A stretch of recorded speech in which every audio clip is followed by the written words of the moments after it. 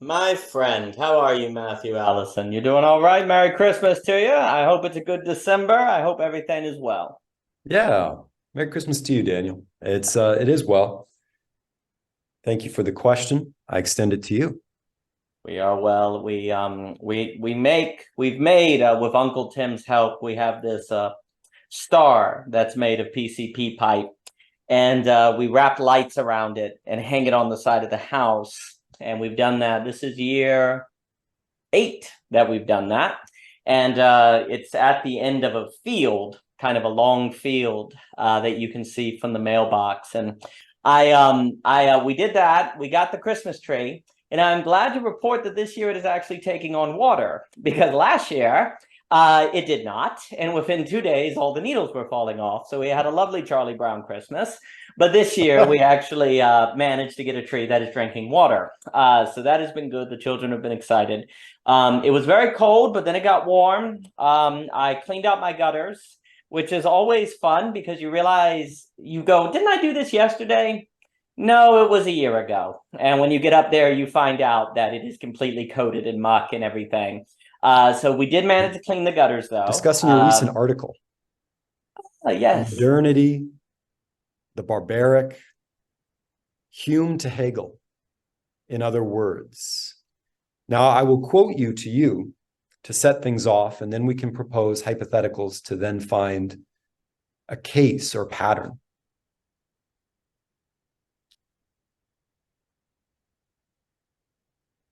Much like cleaning the gutters. I did that yesterday. But then when you look in, you see it has been a year. So too, in looking at our philosophers, we can quote them by rote, R-O-T-E. But when we sit down to write them, Daniel wants me to write out the argument for Descartes' cogito ergo sum. I'll just do it. All these unfounded assumptions that I was taking for granted are glomming what should have been the apperception or the aperture that I would see the world through this philosopher from. But instead, this philosopher is becoming opaque in the very act of me reciting him. So, you brought to attention to me that Hume cannot be read for his mere distinction between is and ought. We have to see him for all his views on politics, the family, and now I use your words, the sentiment of common life. And, curiously enough, his history of Europe. Why? How does this not distract us and take us away from what I beforehand considered the meat of the matter, namely his argument about how there isn't a cause I can put my finger on, so stop looking for causes. But now I'm supposed to look at everything in order to understand him. Please tell me. Well, first off, Matthew Allison, I love that question. Second, thank you for looking at that article. I really appreciate it. And third, I really like that idea of when you go to write, suddenly all the unfounded assumptions smack you in the face. That's why it's good never to write. Just don't, just never do it, then you're better off. But isn't that funny how I think that is a revelation that not all processes are the same. Like if you were to read a sentence and then literally go and write verbatim the same sentence, there's a possibility in the different modes of taking on that information that can change how it hits you. And it's funny how when you go to write something out, it's almost like you can feel the lack of, or the assumption of what's beneath those words. Whereas when you almost like you're going to lay the foundation of a building, you're like, wait, I haven't laid the foundation. Oh gosh, but when you read, it's almost easier to feel like the foundation is already there. Sometimes. Now, it depends on how you read, but it's interesting to think. And I think David Hume, likewise, almost suggests a different kind of apprehension. Like when you apprehend the common life versus think about the common life, same information, let's say you're a diner in Rustburg, Virginia. When I think about Big T, I go, oh, Big T. But the thought of Big T is different from going to Big T and looking at Big T and thinking about Big T in its presence. And there's a difference between thinking about big T in its presence in the history and context of all of Rustberg. Same subject, but different ways of approaching it that then changes how it hits you.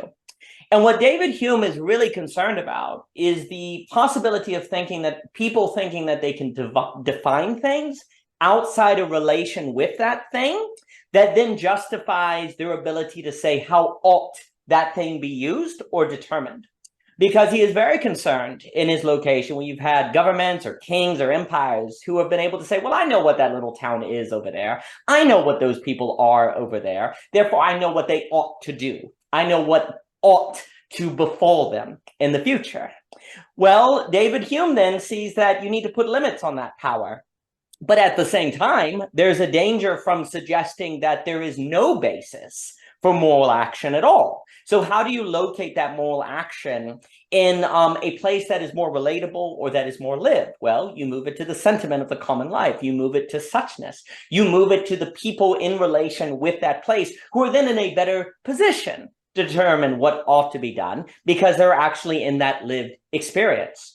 And so when David Hume is critiquing is-ness, he's critiquing abstract identity, abstract is-ness, not the tangible, sensual, like sensed, lived, gritty suchness of a life, which then puts you in a position to say what things are.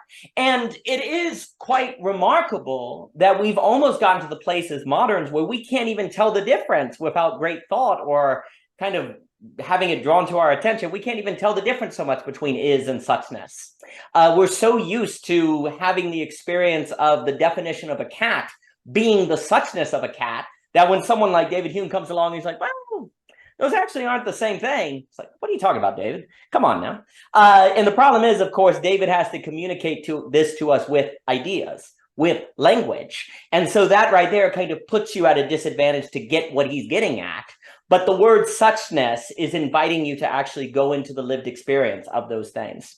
And what's kind of funny of it as well is that then what it would suggest, there's a kind of humility that does come with the oughtness, because if he's suggesting that to really get at a thing, you have to think about it in the context of its, its concrete particularity. Will you ever know the full history of that thing? Will you ever know all the people it's passed through? Will you ever have a full grasp of the fullness of that thing in its suchness? Probably not. And yet you may be in a position where you ought to take a guess at how you ought to do things or how you ought to direct them. But you see, the oughtness then has an inherent humility to it. And that's another thing that he wants to put into the picture. When you define things according to an abstract is-ness, your oughtness can be a little too sure of itself, a little too concrete, a little too mathematical. Whereas if you're having to deal with the suchness of a thing and work on its oughtness, one, there's a kind of emotional, oh gosh, I'm going to be the one who determines how this thing ought to be done. So there's a little more skin in the game. There's a little more kind of emotional investment. And so even if you decide how a thing ought to be used, there's a better chance of there being a humility to it. Furthermore, the community will also check and balance you, see how you do things, and you'll have a little bit of investment in it, and also more checks and balances. Which all then makes sense if David Hume, as a historian, has seen how decisions on people's lives in their common experiences by people who do not live with them and really are not accountable to them can lead to all sorts of various justifications of violence or expansions of power and different things like that. So it's very interesting to think that David Hume is taking a wide historical lens to bring attention to us of a very concrete and particular reality and say, focus on that, be here. And I know we've been talking about here, it's like, let's think about oughtness of the here. And if you go through, he believes that if you can go through history, you can actually have grounding, a kind of justification to really focus on the here.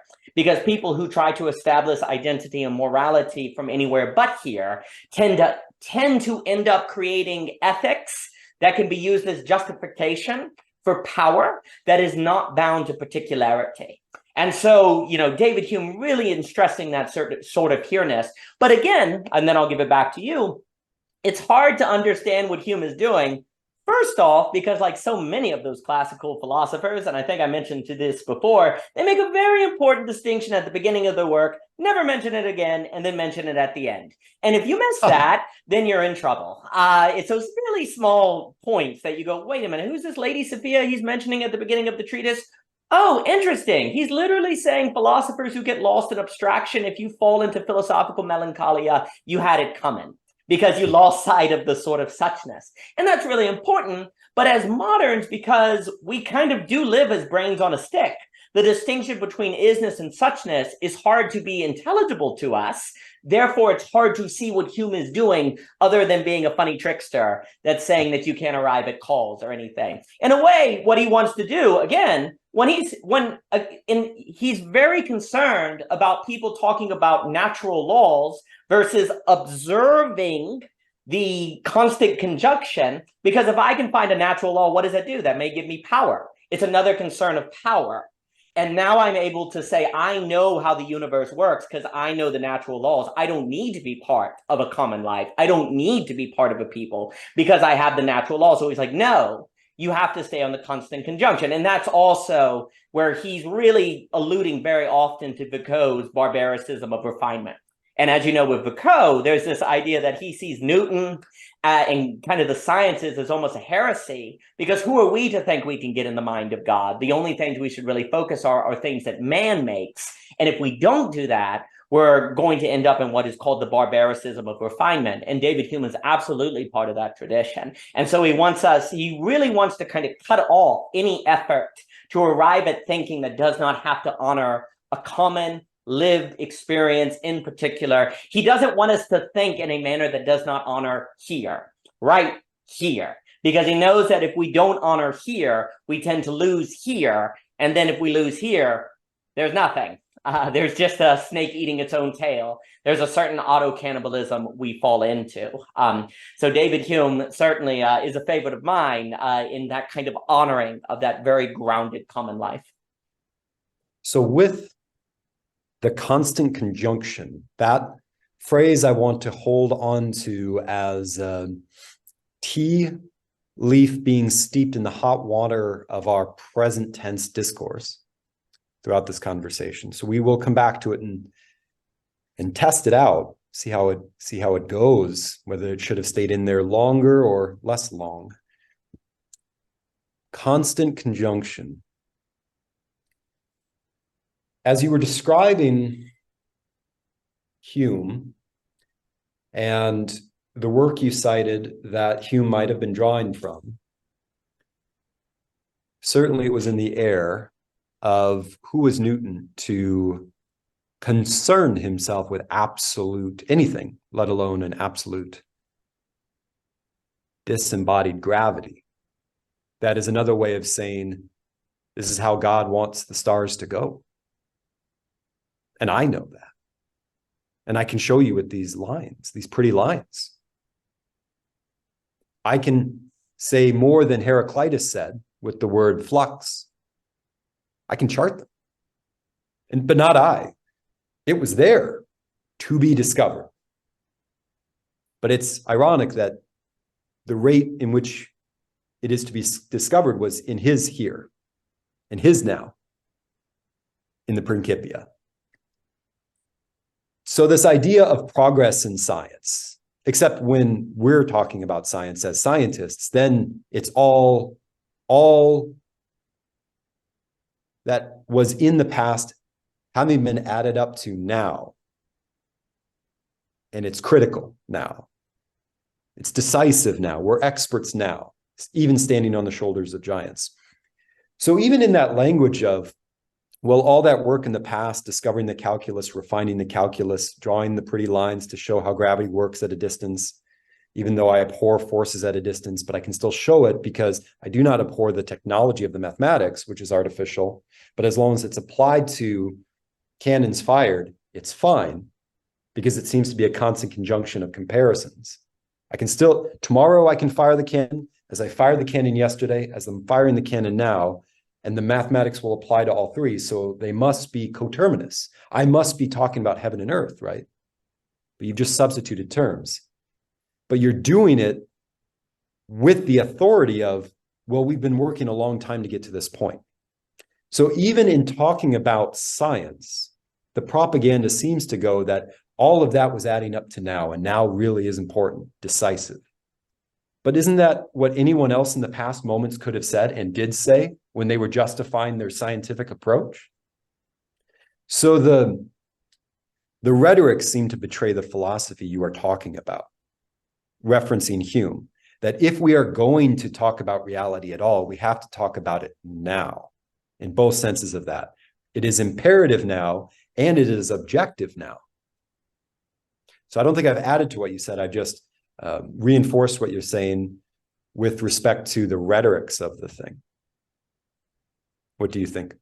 Well, I like everything you said. A way to look at it is, funny enough, David Hume is suggesting that there are no natural laws. There's, you could say, natural habits. Or the funny thing is he's suggesting that you're constantly surrounded by miracles. Like every time that billiard ball moves in a similar way and there are no natural laws, wow, it's kind of miraculous. There's a way in which David Hume, in a funny way, because he makes all these kind of subtle moves, where he's sort of suggesting, all of the evidence, he makes that argument against miracles, or he seems to, where he's suggesting all of reality, the likelihood that a miracle could be the case would go counter to all of the instances where that miracle was not the case. But wait a minute, elsewhere he told you there's no natural laws. Well, it could just be that everything's a miracle, actually, because that's how you would get around that argument. And again, David Hume, I would have to go through it. He has no problem with the religious life of the peasant or the blacksmith who's going to church and sees the miraculous and enchantment all around. What he's concerned about is non-contingent theologies that feel like they can kind of understand the plans and actions of God independent of a lived religious life. So in the same way that for Hume, there's a good philosophy and a bad philosophy, or false philosophy, true philosophy, there's likewise a good religion and a bad religion. And a lot of it has to do with this concern about thinking that you can put thinking above life. That you in can. that regard, just a quick citation of Aristotle. In the Metaphysics early on, he draws a delineation between the mechanic, that's my word, and the philosopher or the sophist, the wise man. And this is for him an analogy to describe why anyone would want to go after physics, metaphysics. And his reasoning is you have to begin with physics in the same way that a beekeeper has to begin with noticing a bee, where it goes, when it comes from the flower, and importantly, what it has on its leg after visiting the flower. If you don't notice these things concretely, then how are you to distinguish a robin from a bee? You might be a bird watcher in training, but you're using the language of a beekeeper. You haven't found yourself as a naturalist. So this humble, elemental, stochastic stepping into things and noticing precedes the sophist who begins to explain the causes of movement. So really, the metaphysics is a study of kinesis, I would say, a study of movement. But that study of movement importantly happens after you've observed movement all around you in particular directions from particular objects. Because the wise person, according to Aristotle's analogy, doesn't get his or her hands dirty. And this is why I bring up Aristotle as a citation. They are able to step back and say, he privileges the mouth here in utterance, and say what is going on and why. Whereas the mechanic can only reproduce the going on and sort of say, it's how I do it. It's how it's done. The wise person would say, yes, that's how it's done because. Now, in a way, he hedges his bets because he doesn't think any wise person will emerge except out of the cocoon of a mechanic. However, he does think that once you arise out of, you cannot go back in, unless a stone hit your head and you had amnesia. So they are leaps for him. They're not continuous. There is no common life between the philosopher and the warrior or the politician or whatever. And whether or not that was Aristotle's intention, that part in the metaphysics, I think, is the seedbed for what Hume is arguing against here, the separation of the common life. Well, another way of saying that, there is the common life of the philosopher and there is the common life of the mechanic, and the two shall never meet. They couldn't sit down and realistically have a beer. The wise man would see in the froth something entirely different than the mechanic.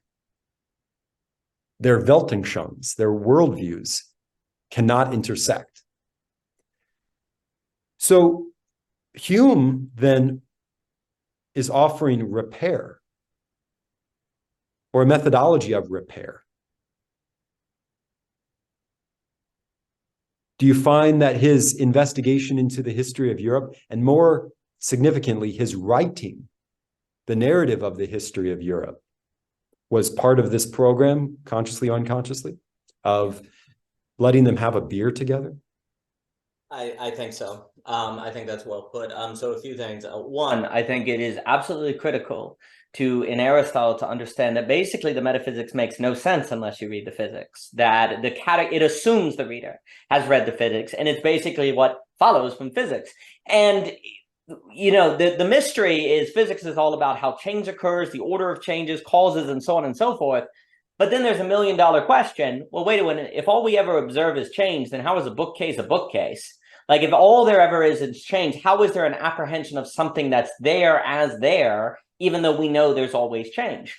And in a way, you can kind of connect it with this notion of miracle, that it's kind of a miracle that we can talk about things being themselves if all we ever observe is change, right? It's kind of a miracle that we can make the universe intelligible and have an ability to reliably predict, even if there are no natural laws. Even if there's a sense in which there's only natural habits, the very fact that you can have intelligibility and prediction suggests a certain miraculousness to reality. And it also should be noted that, you know, you have debates in physics, it's a different subject, someone like Lee Strobin, who really wants to argue that time should not be considered a dimension of space, but should be fundamental. But if you do that, then you actually do have to say that natural laws, that he talks about, it would be another subject, that natural laws do actually have to be more like natural habits. So what Hume is getting at is not as crazy as it seems. And then, of course, you have the after finitude Quentin that will talk about this kind of radical contingency to reality. But you see, the funny thing, what Hume wants to point out is that, isn't it incredible that you have this kind of radical contingency to life, or in Aristotle, this radical change, and yet there's intelligibility? Isn't that crazy? How does that occur? And for David Hume, you really cannot get at the mystery of that intelligibility from anywhere but the lived experience of that intelligibility happening to you in real time and real experience. If we are not in the midst of that happening and changed and lived, like we were talking about the difference between the guy sitting at the desk versus outside at the sidewalk last time, David Hume is very, very concerned that a philosophy that is not situated in the common life is ultimately going to lose the miraculous, if you will. It is ultimately going to actually practically be, funny enough, it's going to practically be a mechanic. You're not actually going to have a difference, as much as you may think you will, between the mechanic and the philosopher, because the philosopher is actually just practically trying to re-achieve a certain mechanics by understanding a more of a transcendent mechanic, if you will. So you can say that what David Hume wants is for the philosopher to be the one who's really gazing at and aware at the miraculous that cannot be separated from the lived, from the phenomenon, from the such-ness. And basically what David Hume, the big thing for Mr. Hume is, the way I will put it in the philosophical journey, is you start in a common life, where you don't really have philosophy, and then one day someone comes along and hits you upside the head with the ideas of philosophy, and now the entire world is different. And he calls this the philosophical ascent. And you can't locate yourself in your common life when you used to, because now you're like, well, how do I know that I should be living this way? How do I know this is what? So you go off on a kind of journey. Now, the problem that can happen is, as you go on the journey, there's a certain philosophical melancholia that can kind of sweep in, a certain sort of sorrow that can occur, which then the response to it can be a bitterness, where you turn around and say, well, all those people, they don't know the truth of reality and I'm better than them. Oh, and actually that means I'm more qualified to lead because I can see past the deceptions of common life and everyday life, and I understand how things really work. And what Mr. Hume is basically concerned about is that the philosopher who does not get back to the position of the mechanic or the farmer is probably actually a leader or a philosopher or an academic from a place of resentment, or from a place of superiority. And so for him, the philosopher king basically is always a philosopher dictator or tyrant, because they cannot help but have either they have a certain sort of everyone's dumb but me and I need to help them see. So the philosopher then is on a kind of savior mission to save everyone to see the truth. But then, of course, the problem is that means he just unleashes philosophical melancholia upon the world without those people having a common life in which to know what to do with the anxiety that results from the spread of philosophical melancholia. And when that occurs, that's when you actually get the revolution, where then everyone wants to change things to what they want, but then it's all against all, and you have this kind of where everything eats itself in different ways. And so what David Hume does not want is the leader to be leading from a place that is not ultimately returning to a kind of humility. Because what for him, if philosophy does not ultimately recognize what he talks about, basically deferring to common life. Like when philosophy says, I don't really understand why these people follow these traditions. I don't understand why they do these holidays. Seems kind of irrational to me. But maybe it's a Chesterton Spence thing where there's a reason I don't fully understand. And in fact, the reason may be there, but it might be non-rational, not reducible to a rational calculus. So I will defer to it. And then what the philosopher is defending the common life from people who would come in and say, you guys are irrational or backwards. You guys don't know what you're talking about, or come with me so we can let you peer into the abstract knowledge of the universe so that you can have a deeper understanding of things. The philosopher should have the role of saying, well, no, the deeper understanding of things cannot be separated from the here-ness of things. And David Hume is very concerned that if the intellectual, the philosopher, does not have this deferring role to common life, deferring what I'll ultimately call the non-rational, precisely because thought cannot be its own grounding. Certainty is not possible. It cannot provide its own axioms. It will have to be basically going across the landscape like a barbarian, looking for fundamental axioms, tearing up the countryside, tearing up people's lives, looking for a fundamental grounding of reality and never finding it. And that is what then a ruler, he believes or has seen, ends up doing if they do not come back to common life. They are then using the government or the court to search for the justification of the empire project, search for the axioms that create the basis and authority of the king or their ideological projects. And when they never find it, they always say, well, that's because we haven't gone to the right place yet. And it's basically a new form of a kind of philosophical barbarianism that's going and looking for something that doesn't exist, because you cannot have rationality ground itself. It ultimately has to defer to something outside of itself. But that's, of course, humbling. There's a necessary humility that philosophy needs that a leader who does not return to common life is unlikely to exercise. So for Hume, you need that move, that return to common life. Christ said, he who exalts himself will be humbled, and he who humbles himself will be exalted. The tyrant who is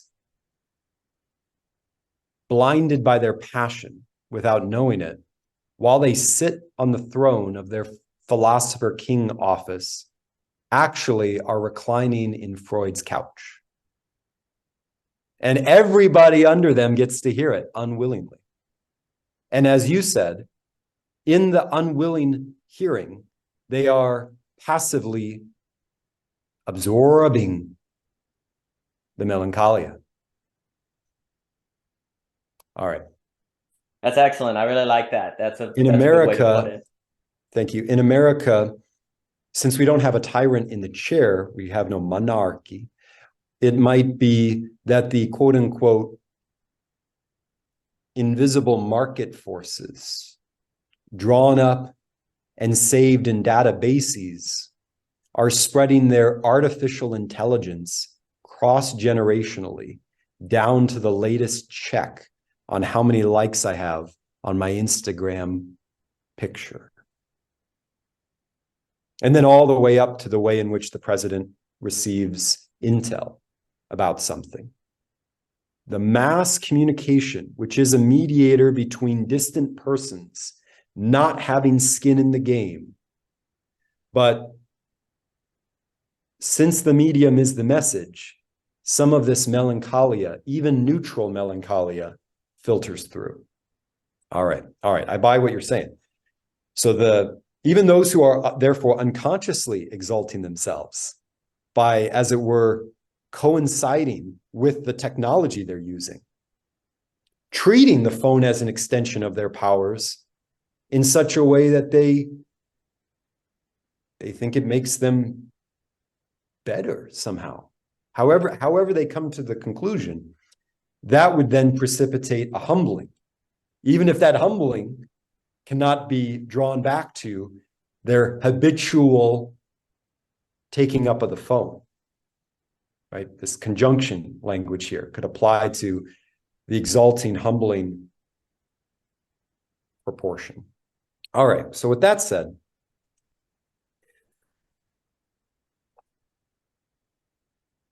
from the rhetoric to the aesthetics of where we are going, a quick aside for the history of philosophy, since we were talking about philosophy proper. Now, if I may look outside the proper petri dish and talk about its surrounding history. After Hume came Kant, and after Kant came Hegel.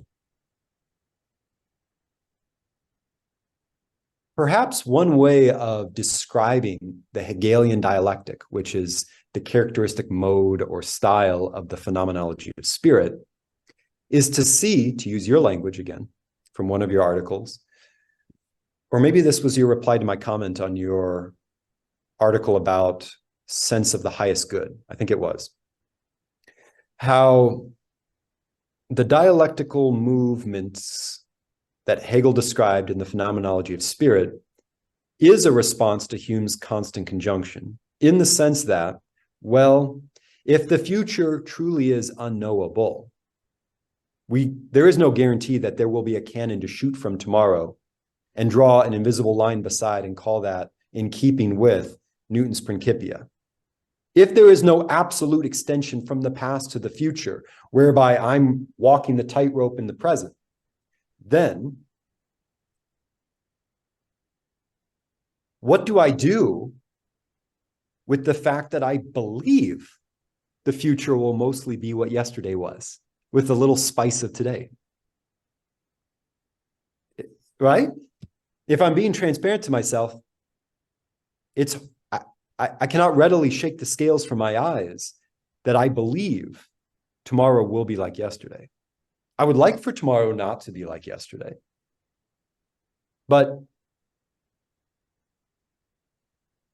to shake it off seems to be asking me to use my imagination. And I don't think that's a better option than the maxim that, for all probability's sake, tomorrow will be mostly like the past than anything else. All right. So I still find myself in this calculus rendition of the history of events from causes. So Hegel, before he wrote the Phenomenology of Spirit, might have said to himself, well, I can't shake that Newton probably was writing human psychology more than he was writing the movement of the planets, the way we perceive the environment, often, habitually. He just gave it the rhetoric of mathematics to make it sound smart, to make it sound like Aristotle's wise man in the metaphysics versus the mechanic of, well, I just get up in the morning and I go somewhere until I get tired and then I lay down. And the day happens to coincide as a bookend for that, thank God. And I mean that, thank God. Well, if I can't shake off this Enlightenment mentality, and yet I do not give assent to the Newtonian preconception or presupposition, what will give voice to that contradiction of contradictions, to that philosophical awareness of philosophy's undoing with respect to the sentiment of common life?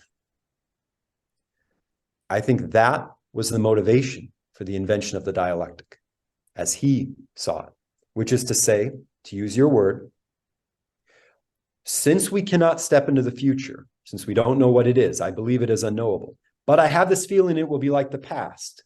What I can ask for in a truly human philosophy is a program for returning to where I began from. But you see how that return isn't just a, oh, that was clever circle. Life is a truism. Get with it. No, it's motivated by the anxiety of, I want to shake Newton, but I can't shake that apple from the bough yet. Maybe if I return enough times from absolute idea to speculative thinking, from speculative thinking to absolute idea, and I have a history of my own absolute movements in this circle, then it will break. I'll be liberated. In your most recent article, the one I talked about, Barbarianism and Modernity, Hegel says a curious thing. Being liberated is a process in time. We might have been liberated, emancipated from Egypt once, but to take the Egypt out of me, that will take time. Future. Eliot's time, future, time past, blah, blah, blah, blah, blah, blah. You mentioned little Gidding one time before too. So boil down what I said. The dialectic as a return, an aesthetic movement in response to the unshakability of the epistemology which we've inherited from Newton. Do you buy any of that? What would you add to it? Well, that was marvelous. So a bunch of things. What you just said on return is extremely important because in Hegel, there's a crazy move, and I think Hume shares in this, is that return is a mysterious thing where you can never return, but that is confirmed in the return. When I come back home, it's never the same, and yet it is the same. So there's a mystery that comes out in the return. Like when you leave home, you go off to college and you come back, you're in the same place, and yet it's not the same place. How is this possible? It's the return is the unveiling of the infinity in the sameness, and thus the sameness has depth. But the only way to do that is in the return. Because when you return to a place, you see that it can be experienced according to different qualities. But that can only be trained. You have to train yourself to be able to get that. You have to condition yourself to that. Thus, the returning, like you were saying, absolute idea, going back and going back. And the dialectic is a kind of training to see, isn't that crazy that to know what a thing is, it has to move to otherness? Well, what if you have to move to otherness as well? So your life has to have this moving to otherness. It's kind of like, and Zizek makes this example, and Hyrule did as well, and I like it, where he said, you know, there are rock climbers and there are rock climbers. What's so funny about that is, you know, there's a difference, and yet it was the same thing, right? But the way it is said, the way it is emphasized, you can change the meaning of words without changing the words. And there's something bring about in suchness to that somehow. Bring in suchness somehow. Well, in suchness, that's where you experience the repetition changing, but you can only do it in suchness. The problem with is-ness is you can't have that phenomenon occur. The definition of a cat is the definition of a cat. But for the cat to become a cat, that means you experienced something. That means you saw the cat jump on the fence post and, like, you know, do something crazy. Like, wow, that's a cat. But that's only possible from the experience. You cannot have that negation repetition thing happen from anywhere but experience. And that's why Hume's like, you must return.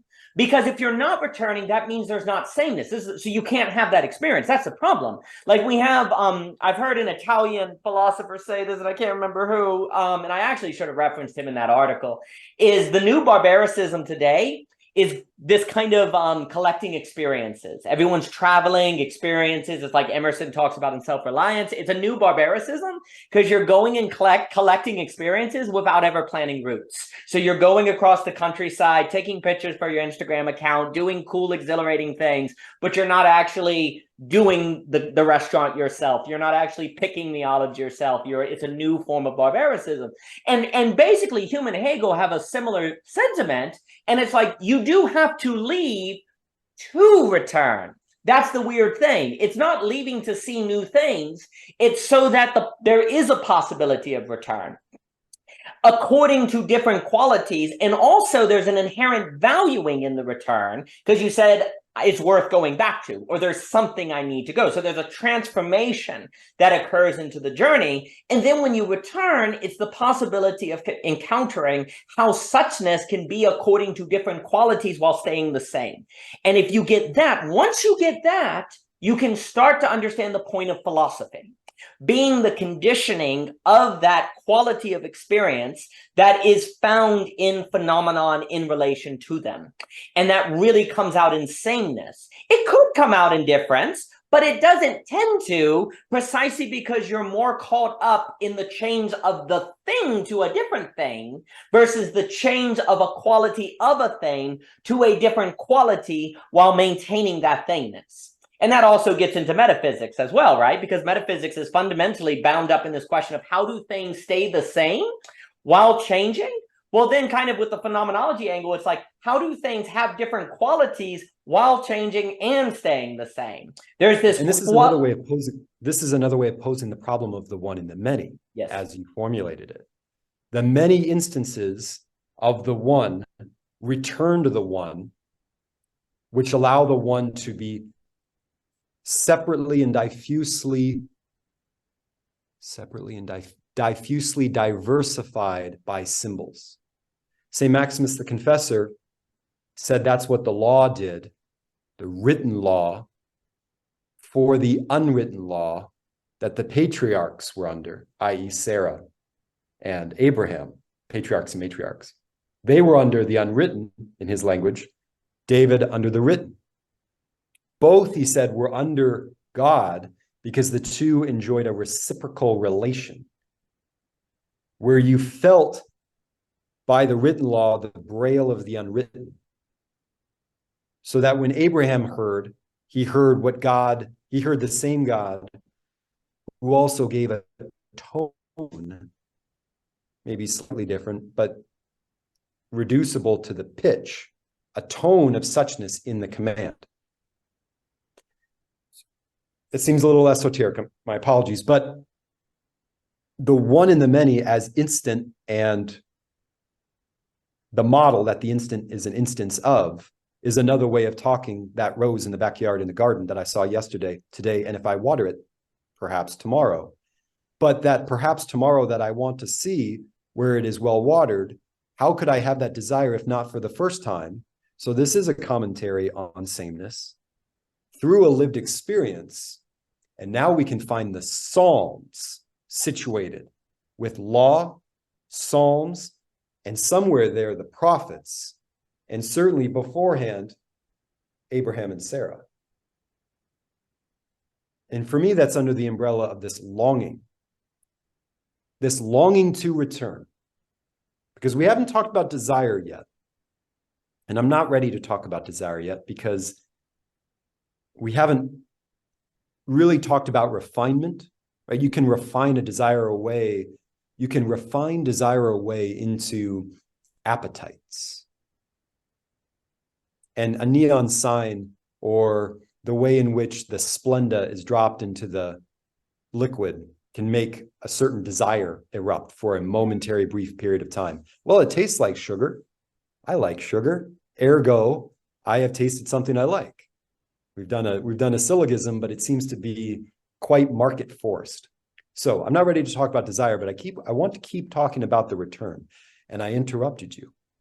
No, you did not. What you added is very good. And I should note that the return here that's being so described, it unveils how the Trinity is not like a logical contradiction, because you see in the phenomenon when you return to it that things are not merely changing, but they entail a third dimension to understanding them, which is quality. And also then when I can talk about, oh, rock climber, like you can have different qualities of things that are all the same, that you can relate to one another, but experience in different ways. And you start seeing that phenomenon are situations that we talked about before, not things. Because if you say, oh, there's an is-ness that's changing, oh, well, that's just a thing changing. But when you start talking about there's an is-ness that's changing with a quality, oh, well, that's weird. What is that quality that's shining forth that's only capable if I meet a certain condition to observe it? That must mean there's a situation that has to come out. And another thing we can associate with the clearing, with the return, is the clearing of Heidegger. Like after you've had the here-ness and you go on your experience, you have to kind of clear out the going to get back to the here. And now where you started is clearing. There's the possibility of a being coming forth that you couldn't experience before. So for example, if you're born on born in Rustburg, Virginia, your way of experiencing Rustburg tends to be according to the categories you were born with. Heidegger talking about Western philosophy and all those different things, like they're born with, you understand it. So you leave, and then you realize, oh, wow, the categories that I understood Rustburg for were categories, because you don't experience them as categories. You experience them as the nature of reality, as scientific law, if you will. And then you go off, it's like, wait a minute, they could have been different. Well, this is the moment of terror, because then you're like, well, how do I believe anything? Oh my gosh, what can I trust? You go through the Philip Reeve, loss of Gibbons, all the belonging against stuff, the existential crisis. And for David Hume, another thing to note is that most rulers, I think you put it extremely well, where most rulers on the throne are actually kind of on the Freudian couch, because basically what he's saying is the ruler that does not return to common life is probably ruling from that anxiety, and either in denial of that anxiety, running from that anxiety with force, power, and totalitarianism, or they're insecure and are probably going to be a bad ruler from that insecurity and uncertainty, right? So without the return, the ruler is probably going to be pathological in different forms. And that's the thing that he's pointing at. But the thing is, you go off on your journey and you realize, oh, the categories could have been different. When you come home then, and you're like, yes, I know the categories could be different. So what if I were to experience the place I started on its own terms? What if instead of bringing the categories by which I understood it to it, knowing the categories could be different, what if I were to honor it in a manner that something else could come forth, right? Like, the Holy Spirit might surprise you kind of thing, right? Stuff may not go the way that you thought it was. Well, that's now where you've returned and you experience it as a clearing. Now the thing in its such-ness can come forth, Heideggerian being. And then also, you then automatically are much less ego-focused, subject-focused, and now you're really trying to figure out how to honor a relation, where the thing can come forth to you, but it's able to come forth to you because you've done conditioning. So it's not where the subject doesn't matter at all, but you're moving the subject to a place where it's conditioned for the being to come forth, which comes out in the return. And that unveils a situational reality. That unveils a reality where there are dimensions to things beyond simply isness and change. But you have to rise yourself to the occasion to encounter those things. And I do think it gets into desire in the sense when it's almost like you can talk about have, get, and honor. Like when you're born, you desire what you have. I have this and I desire it, maybe. It's kind of like your desire is set up by what you have. You're like, well, I'm going to go get something. So you leave.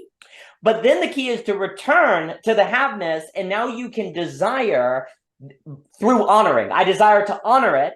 And then what you desire is the change in attunement to reality, not things of reality. What you come to desire is not so much like an object, but the ability to experience the objects in ways that are more like music or that are more attuned or have a different being coming forth.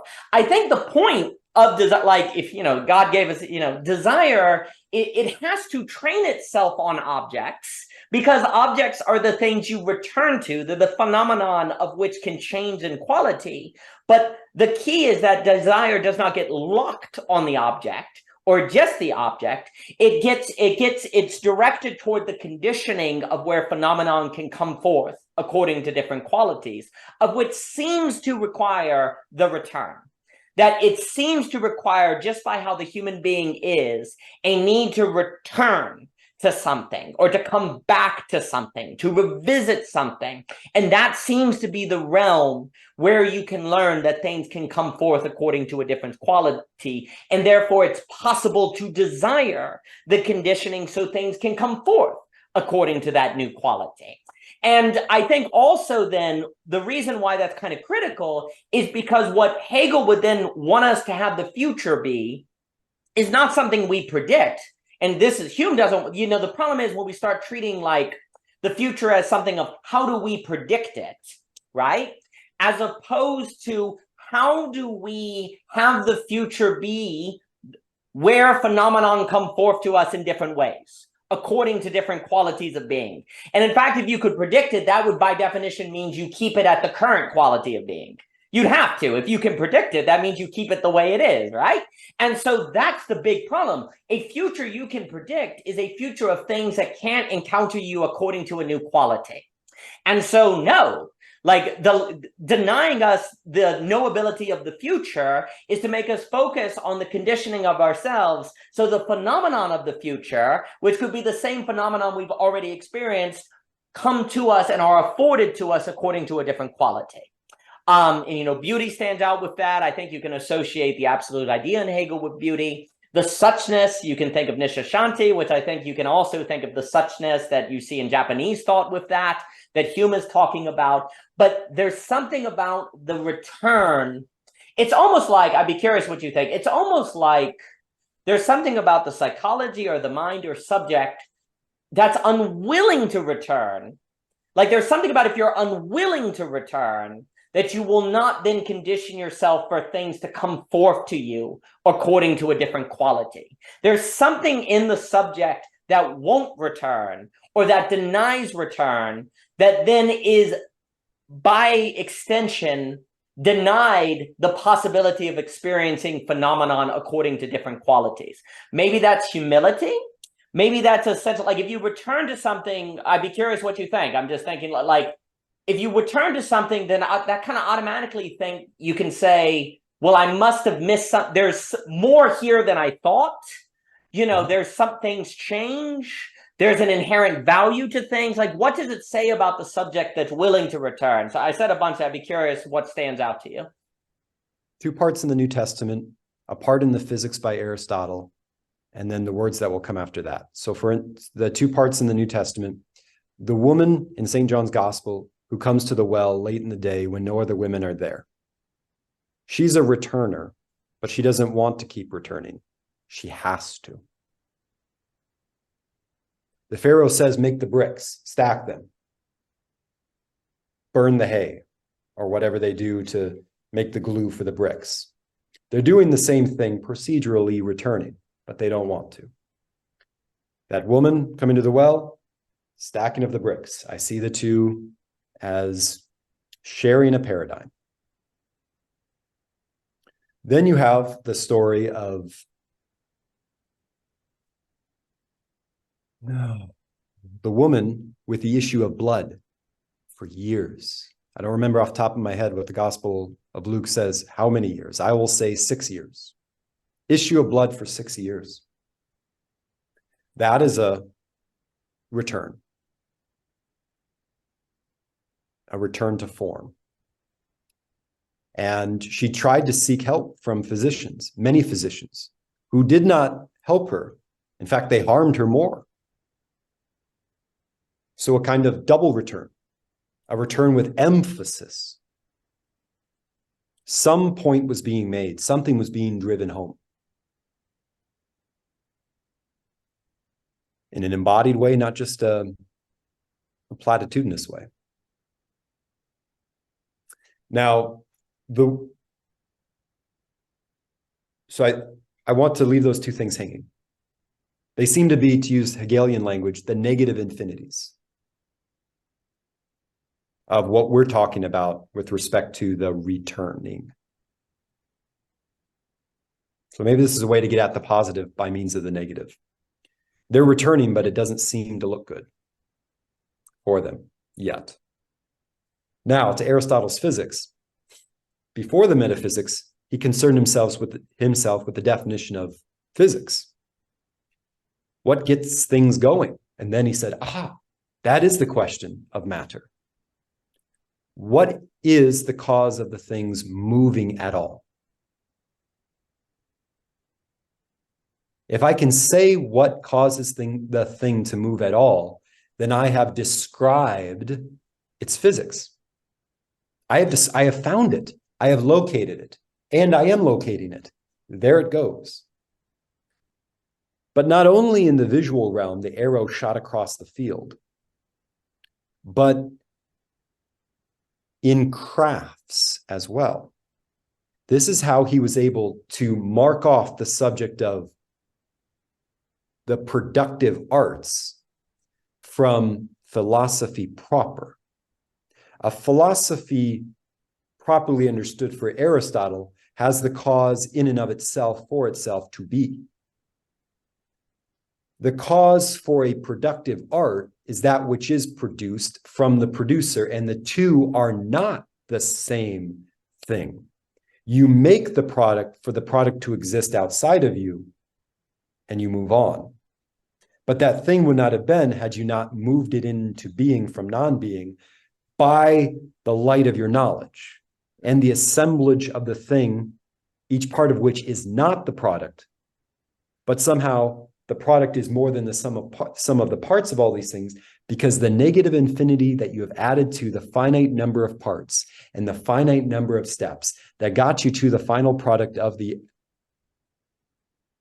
painting is the knowledge of what you were trying to make, which you brought and introduced to each part individually and to the final assemblage, literally provisionally, for the painting, because the whole here now becomes a vision, provisionally. All right. The question then is, when Aristotle distinguished those two things, did Hegel, in his articulation of the aesthetics of the return, i.e., the whole phenomenology of spirit, just collapse them? Oh, is philosophy proper a human art? Therefore, all the movement from speculative thinking to the absolute idea, which is the beginning and end of that book through all its permutations in culture and groups and the barbarian to the political elite, etc., all of that is the assemblage of the parts, the finite steps, and then this negative infinity, which is the knowledge of what, in Hegel's case, would be the desire to return home and to know it as if for the first time, which is to say, to actually live through the thing I missed and didn't know I was missing when I was missing it. The nostalgia for the rest of my life is unbearable unless I learn this art and craft to bring me home. Is Hegel collapsing those two things, which Aristotle was determined to keep separate? Back to the woman at the well and the woman with the issue of blood. In both cases, it was important that they engaged with the Logos, the second person of the Trinity, the incarnated Jesus,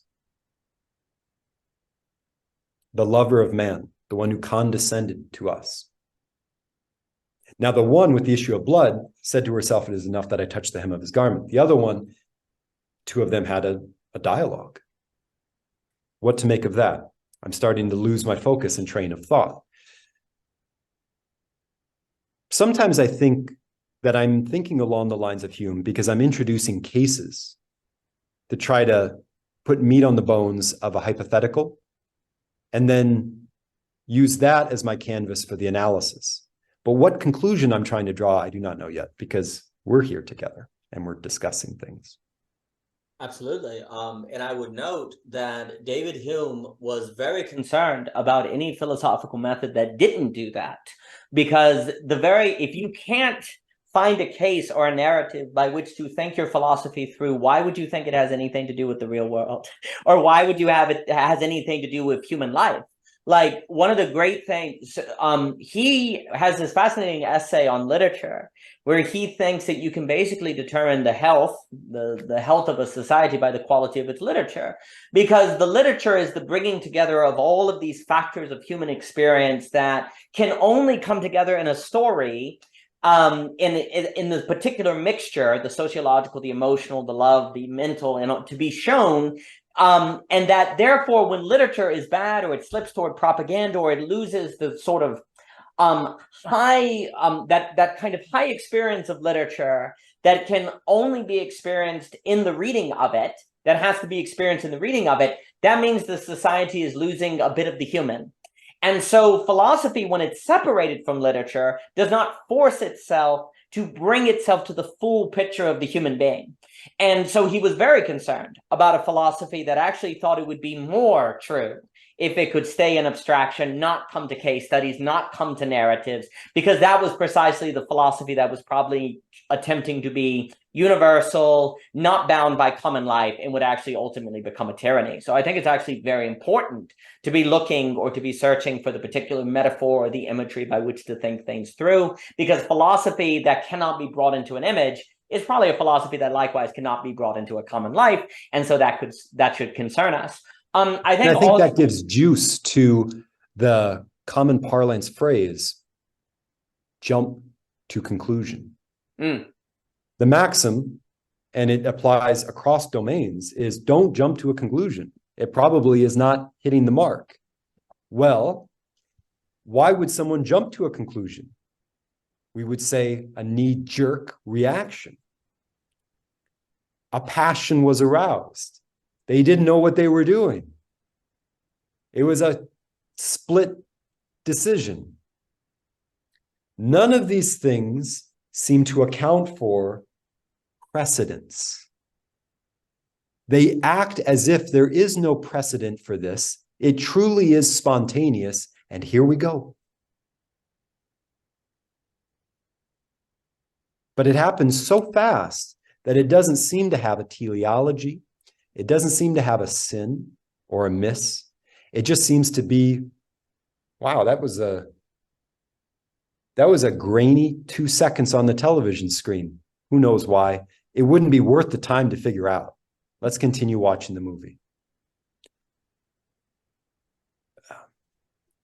Instead of my personal memory, which I know I cannot escape, that would be a kind of jumping into the irrational universal. Disciplining the memory by looking at and committing to memory a precedent, a precedent, a precedent, a case, an exemplar, so that when I begin to stand before the future, which I cannot step into since it is unknowable, I can stand aright. And maybe the present tense is the character of getting one's bearings.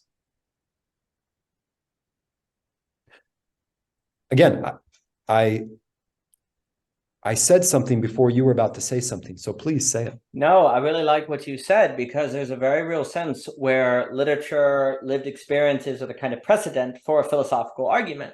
Like, there's all this concern of, like, how do you know what you're saying is not just your subjective opinion or different things like that? Funny enough, David Hume's like, why do we forget that when we talk about like natural laws and different things, right? You know, and this is something that Hegel is very concerned about in The Science of Logic, where he's like, well, how do we not know that, say, a lot of the natural laws are measurements that are requiring a certain mind that sees reality in that way, and thus follows the conclusion of what it would mean that you see this constant conjunction to occur?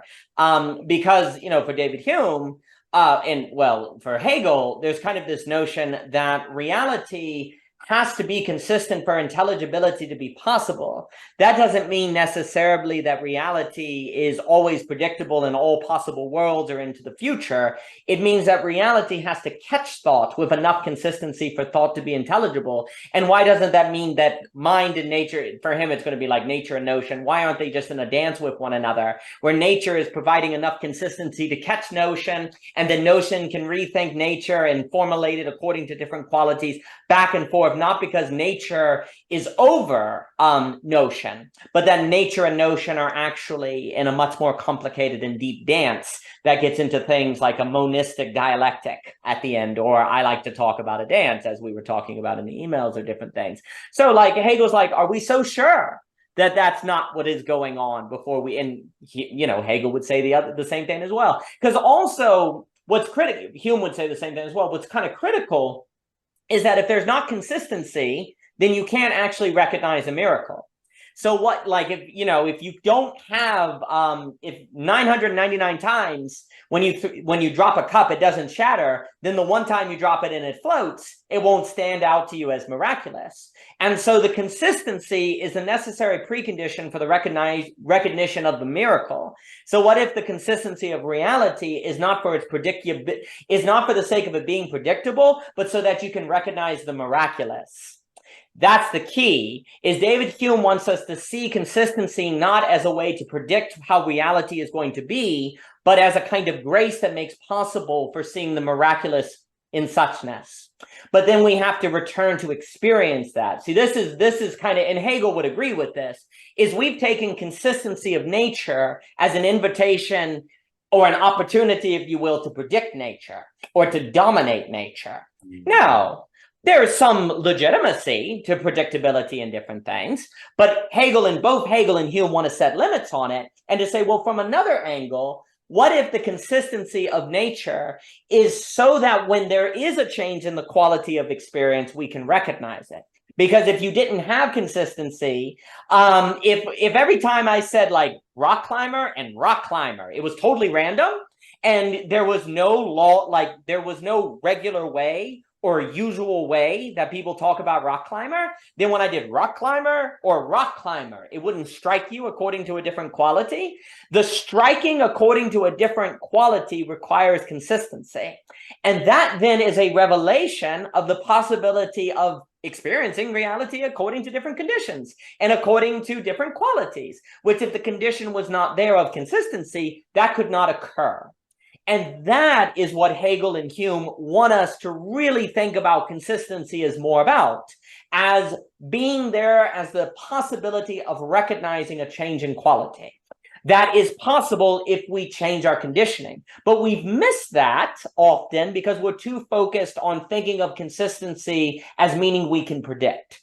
And then, of course, we don't even predict that well in economics or weather. That's the funny thing. It's like by focusing too much on natural law as opposed to natural habit, it has given us a sense of dominance, really, and power that has cost us. You could have gotten those benefits just by thinking of natural habits, by saying there's enough consistency to have reliable prediction and to make various inventions. But that little bit of uncertainty, just that little bit of uncertainty, the difference between 100% and 99%, which I know Layman Pascal will emphasize, is the difference between the robot and the human.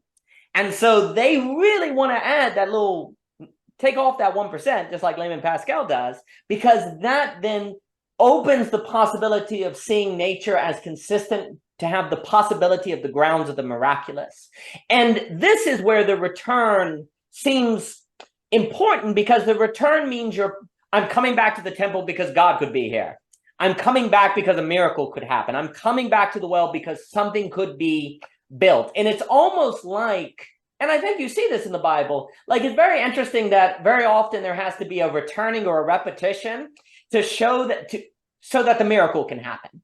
Like there's the doing it, coming back, a kind of faithfulness. There's something about faith that has a return quality to it as well. And it's almost like if you're not willing to come to the church every Sunday, then you're not the kind of person that if a miracle happened in front of you, you'd recognize it.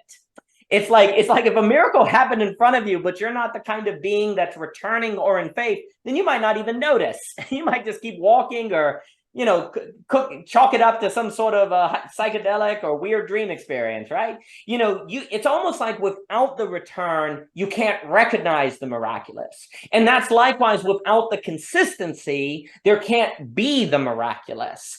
And that's the kind of shift of focus that the concern of both Hume and Hegel, I think, is that if you focus too much on scientific law or a predictable future, then you're not going to be thinking in those terms. And therefore, you won't condition yourself as a subject to better experience the miraculous, to participate in the miraculous, so on and so forth. And that's exactly. You took the words out of my mouth, and I thank you for it because you said it wonderfully in a summary fashion. The scientific enterprise is one of gesturing to the future.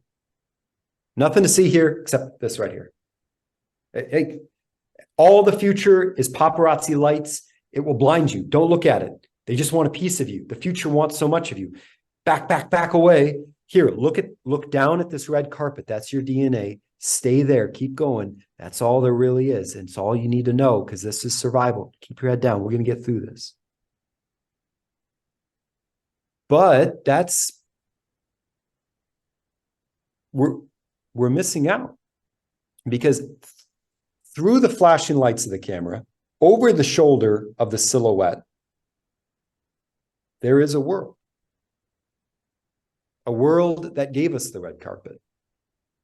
No, I completely agree. And it's funny because now I have this kind of image of the stuck looking down at the DNA, and you don't see the world versus the seeing the world and kind of being amazed by the divine, and looking down because the light blinds you from the Holy of Holies. And it's interesting that it's almost like that's the choice, kind of looking down. Because I'm scared, I want to stay on the path with the DNA, versus the looking down because the holiness of the light and the glory so compels you to kind of look down in that way. And it's interesting how it's almost like that's the choice, right? It looks the same, but it's actually very, very different. And that is like, we just like, oh, if we're looking down, it's humble and that's good. We ought to be looking down. But looking down from a place of seeing the glory and, looking down and bowing on your face is very different from the looking down because let's stay on the DNA and be safe for different things. And it's kind of like, maybe you could talk about the difference between looking down and falling to your knees. Perhaps there's a difference there. And what we've done is we've used consistency as evidence that we can predict where we're going, thus to look down, as opposed to see conditioning as the possibility or the necessary preconditioning so that the event can be meaningful to us, so that when the miraculous occurs, it can strike us and that we can be compelled to fall to our knees. Like there'd be no possibility of an event occurring to us that would make us fall to our knees if there was no consistency of reality. And it's as if the return is what is necessary for you to be the kind of subject that can experience that. And it's interesting because you mentioned as well, in Hegel, that's what's so weird is you get to absolute knowing, and it turns out you were always already in absolute knowing, right? This is the weird, you're moving to nowhere, and yet you needed to move to nowhere to be the kind of subject who would then be able to experience reality according to a different quality. Now that quality is, and that's kind of the weird thing, like it's similar like when you're like, oh, I was always in God's love, right? When you knew him, I was always there. Well, then why'd I have to go on this journey to realize it? Well, because we're not very good at knowing where we are. We're not very good at knowing where we are. And so we have to go to these journeys. And for all of those philosophers, and I think, I talk a lot, and then I'll give it back to you, like this tradition of the modern counter-enlightenment, all of those thinkers in many different ways are like, philosophy has been far too concerned about finding the right theory of justice, which is a kind of getting this or going there, when it's like, no, what we have to do is condition ourselves to experience now, here, in a new way, not a getting, because the getting does not condition the kind of subject. The act of going to get does not change the person the same way as the return. And it's kind of like reality in its fullness can only come forth to the person who conditions according to the return. But of course, that requires the going. That's the weird thing. It has to be the last step because you can't return without a going. But it's that third leg, if you will, that keeps philosophy from being totalitarian and that makes the possibility of that quality. But please. With that said, I think we find somewhere along the way, I'll bring up Bruno Latour, Reassembling the Social, but he influenced Greg Harmon, as you know. And, but until then,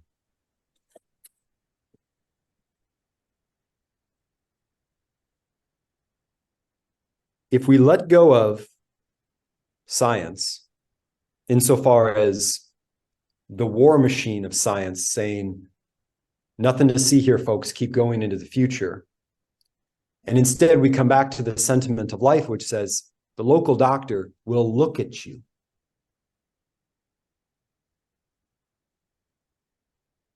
And the diagnosis will come from their eyes and their ears in conversation about the symptoms which are public behind this closed door.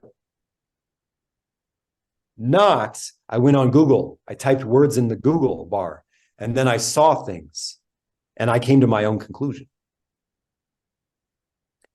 I could have done that in a padded room. I didn't need the Google bar. It was a monologue on the scaffold, or it was a monologue scaffolded by an artificial mediator, versus the local doctor you go and visit that is a human being that sees you The look of you to him is an idea that he is diagnosing with you, he or she. All right. So again, thinking of the local doctor as an exemplar of the common life. And notice the doctor doesn't tell you what tomorrow will bring, how the surgery will pan out. He more or less says what he saw, what the research says, which is a precedent, and then asks you, what do you want to do? So a doctor's visit is a kind of microcosm of returning to this common life, which is another way of saying what the Orthodox say. We are here now to heal. This life matters because we can heal the sin. And someday, observe the commandment, be perfect as your heavenly Father is perfect. Healing versus, I want all the things from the grab bag that I can legitimately and legally get. Right? Well, it won't matter if I'm addicted to X, Y, or Z. All those things, no matter how good they are in and of themselves, are a distraction if inside I have a hemorrhage. Well, I've got this hemorrhage, this issue of blood. It's been going on for a number of years. But when I sit by that tree and eat the figs, they taste good. Okay? Everything you just said, I understood. I could probably write it down. I know where the words go, but something doesn't follow. Sitting down by the tree, eating the figs, and they taste good is a non sequitur from, I have had an issue of blood for 6 years, but I found this way to cope. Well, you've told yourself a story about the cope. What if someone chops down the tree? We're back to square one, but it's a negative infinity. Well, now I'm thrown back upon myself in the issue of blood. I've returned to myself because someone over there chopped down the tree where I had my figs. That was the cope. But that's a merciless, graceless return. What would be a positive return? Non-rhetorically. I mean, am I making sufficiently clear what I try to mean by our distracting ourselves from the proper return? And that distraction seems to be a return? Oh, yes. I think that's it. I think it's a critical point because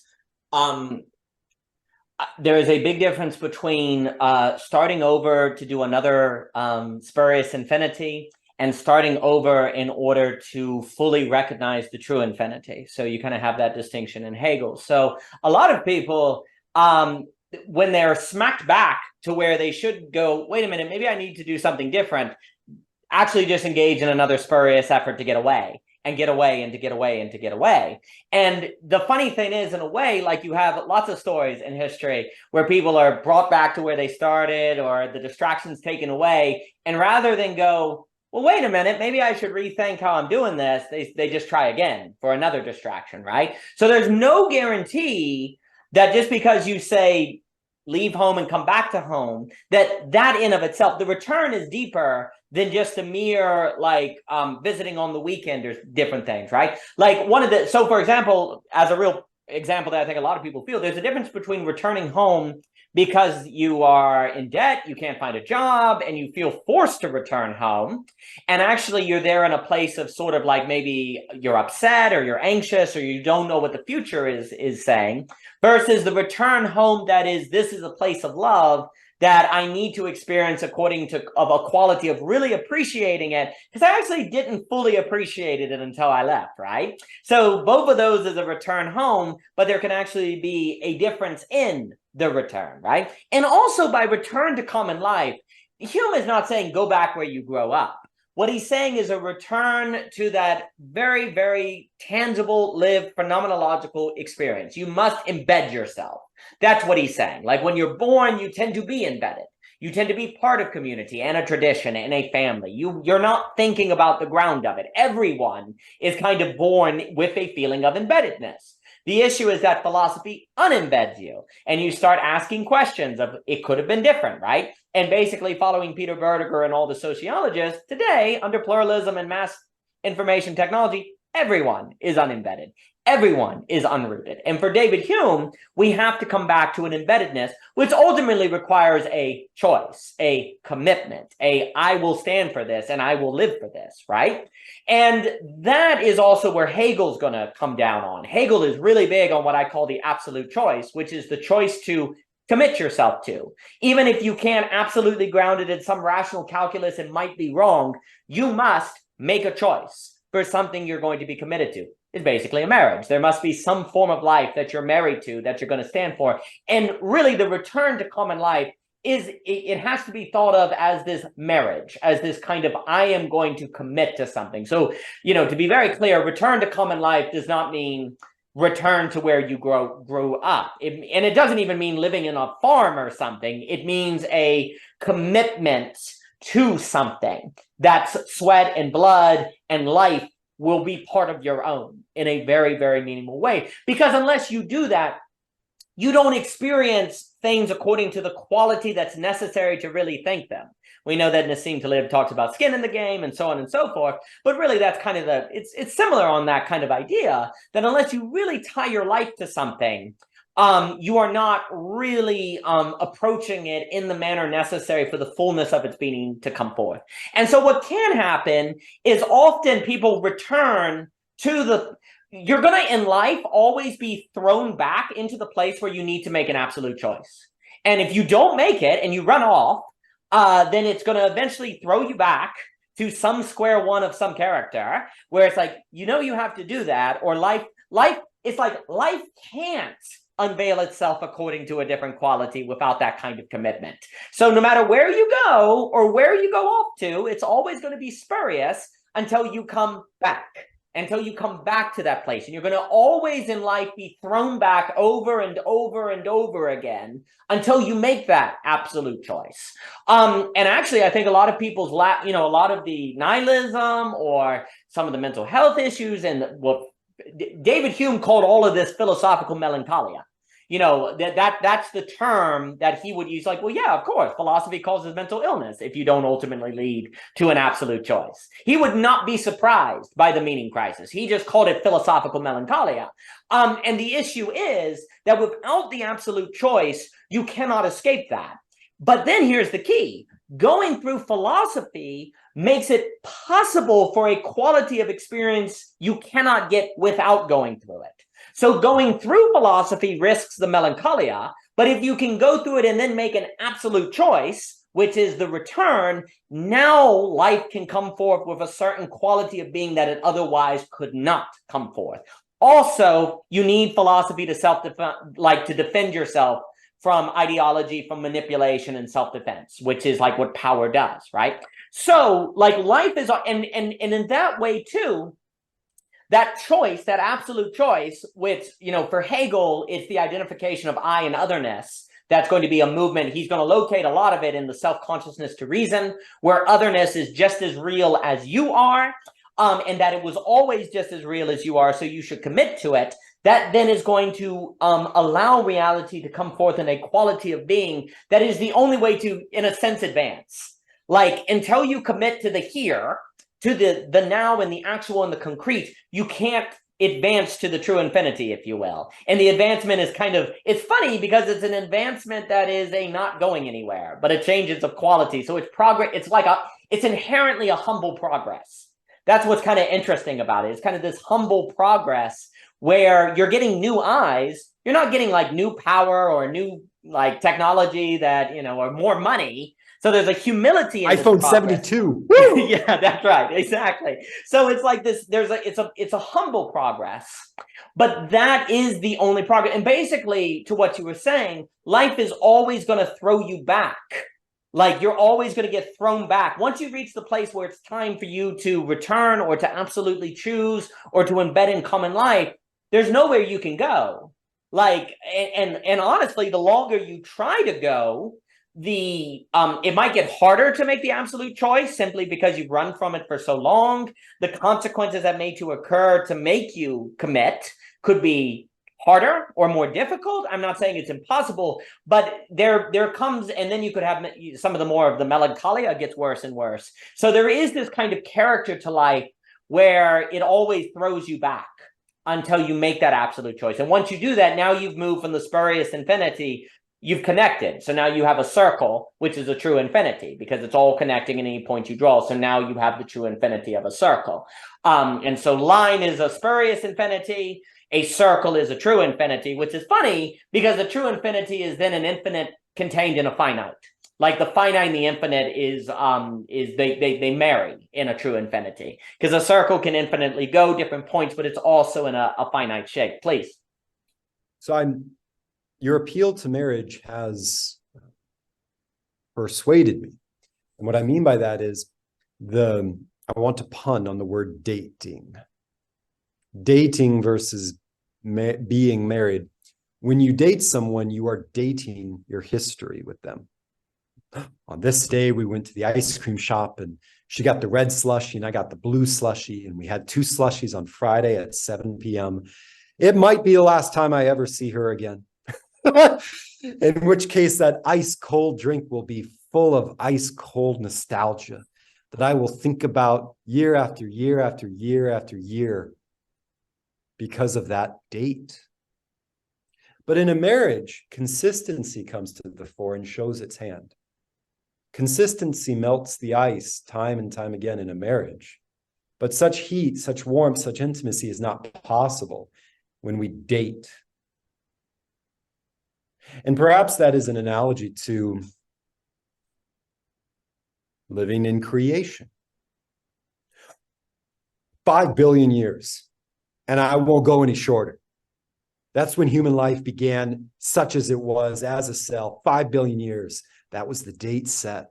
That was when it all got interesting. Before that, it was rock cold. Nothing was going on.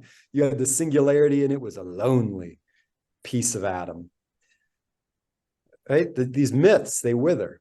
They wither when we start to be married, as I'm using the analogy.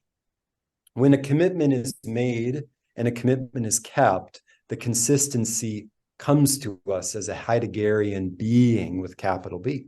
Okay. Does the Bible talk this way? Does our liturgy talk this way? Does a phenomenological approach to the backyard reveal this? Well, faith comes by hearing. Seems to be a principle. First chapter of Genesis, God said and it was. God said and it was. God said and it was. Okay.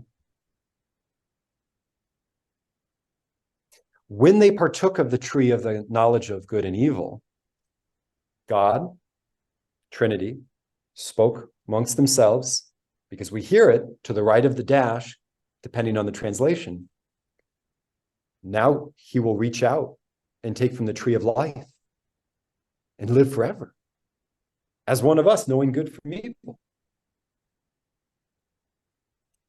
So this knowledge of having our choices come and hit us again and again and again and again, that could have been eternal. Had the next step in the future been taken, allowed to be taken. Nothing to see here, folks. Just take from the tree of life. Just eat it. But eat it in this state? Out of mercy, we were sent out of the garden. And then, as Saint Ephrem of Syria says, thorns and thistles were created. They were not before. Thorn and thistle, I'm not only speaking of the particulate matter, but this, they chopped down my fig tree. They chopped down my fig tree. They chopped down my fig tree. November 7th, 1942. It was a malt. It was a shake. Her name was Ashley. Right? These paradigms that can ruin us, they're not immortal. I think we have a sense of this because no matter who it is, no matter how full of holes their arguments are, When they appeal to our courage, we know what they're talking about. In other words, we have hope despite the facts.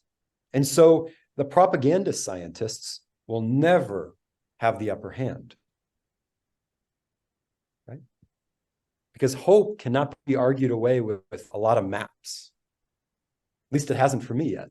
Now, hope can diminish, but I have not seen hope erased.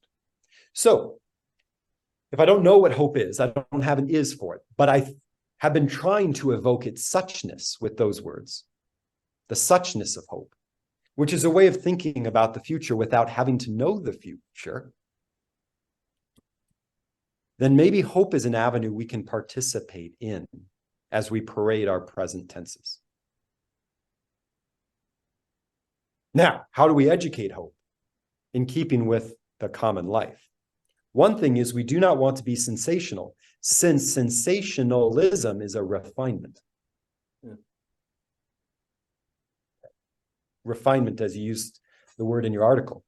An abstract thing is to say, wow, I feel like I'm in a movie. I want to get rid of that vulgar language in my own life, right? Because I don't think life should feel like a movie. If it is real life, it shouldn't, R-E-A-L life should not feel like an R-E-E-L life. How do we take faith to the hem of the garment of Jesus? It says that she heard the report about him. The case is clear. The language is precise. She heard the report about him. Faith comes by hearing. And she said to herself, if only I touch the hem of his garment. That was her faith in action, and also her faith in deliberation. Why did she say the hem of his garment? I don't know. I wasn't her. Why is my faith the particular shape that it is? I don't know. No one else can tell me. They're not me. So to go back to Aristotle's point about the crafted arts, the principle of the movement for the product is not in the product. It's in the craftsman. St. Paul says in his letter to the Ephesians, we are God's poiesis, created for good works. So she said that because she said that. But what matters is she acted on it and did touch the hem of his garment, which made him say an irrational thing to the crowd, who touched me? So the future doesn't behave when we act like ourselves. But it does come to find us. He pushed the crowd aside to find her. And then he said, your faith has made you well. So I'm trying to bring back how this full-bodied faith comes from hearing, has to be acted out with deliberation. The prodigal son. When you were talking earlier, it occurred to me, an element of that parable. You and I have talked about the prodigal son often, I think. We've looked at the anatomy of that parable from different angles in our past conversations and in this one. Notice they both return to the house. One from far away, one from just out in the field. But the one from far away gets in. The one from just out in the field won't go in. The father comes out for both. He gives the one he ran to and the one who came back from far away the ring, the garment, the sandals, the fattened calf. To the other one, he says, all that is mine is yours. This is not inconsequential, but I am not sure how. Help me, my friend. Well, first, I really like the real life R-E-A-L versus real life R-E-E-L. That's great. Really want to use that. And again, it is pretty, well, it goes to show you how, again, like David Hume, you really do have to engage in this kind of self-defense, because before you know it, you're using metaphors that suggest reality is the virtual versus the tangible, the tactile. And, Walker Percy warned that we now go to the Grand Canyon to confirm photographs we've seen at the Grand Canyon as opposed to see it. And it's so difficult, though, not to do that today. That's the danger of digital technology. Yes, it could be good, but there is a dynamic, an invisible kind of dynamic. You could almost speak of spiritual warfare, and I think that's akin to it, of how it warps your thinking to the reason you go to a party with friends is to take pictures of being at a party with friends, as opposed to being at a party. Yeah, I'm here. Exactly right.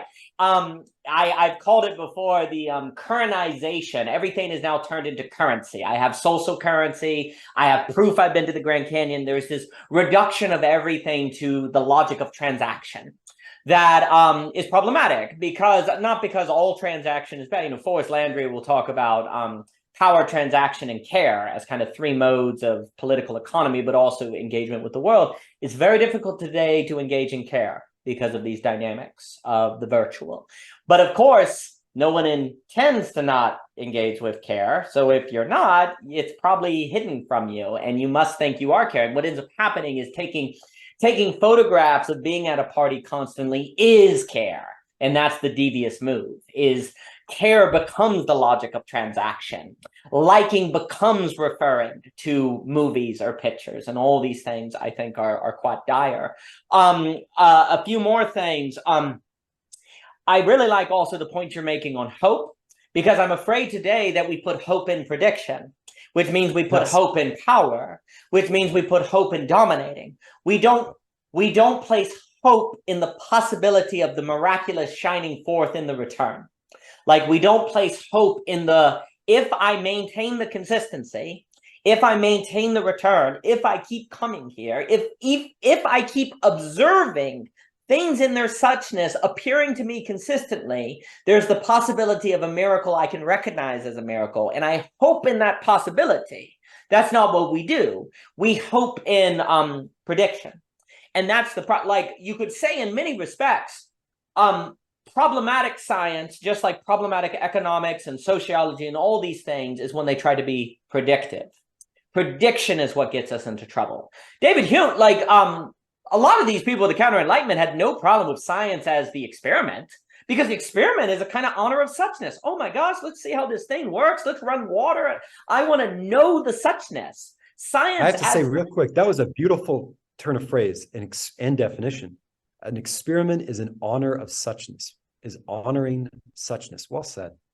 Well, thank you. And for them, science at its glory is that interacting and honoring with suchness to better kind of have an intimate relationship with it. I really want to know water, just like a marriage. I really want to know this thing, not so I can predict it or dominate it or throw it away like an old shoe once it bores me. No, I want to really see what God is doing in this thing. That is science at its glory. The problem was the gradual, slow, and tempting move of science. And well, we can predict because we have laws of nature. We have laws that are more important than the water. We know how the water functions, so we don't need the water anymore. Well, you don't need the human anymore. You just have AI. It's the same move. Like, basically what we've done is we've made the point of creation intelligence, and we're soon going to have a disembodied intelligence that's hardly actually intelligence at all, but we've lost the ability to recognize the difference because we've lost the difference between suchness and is-ness. When you lose that difference, you can't tell the difference between AI and the human. And so then we're like, well, I guess we'll be replaced by AI, because you can't even sense you've lost something because you don't have the distinction to know you've lost something.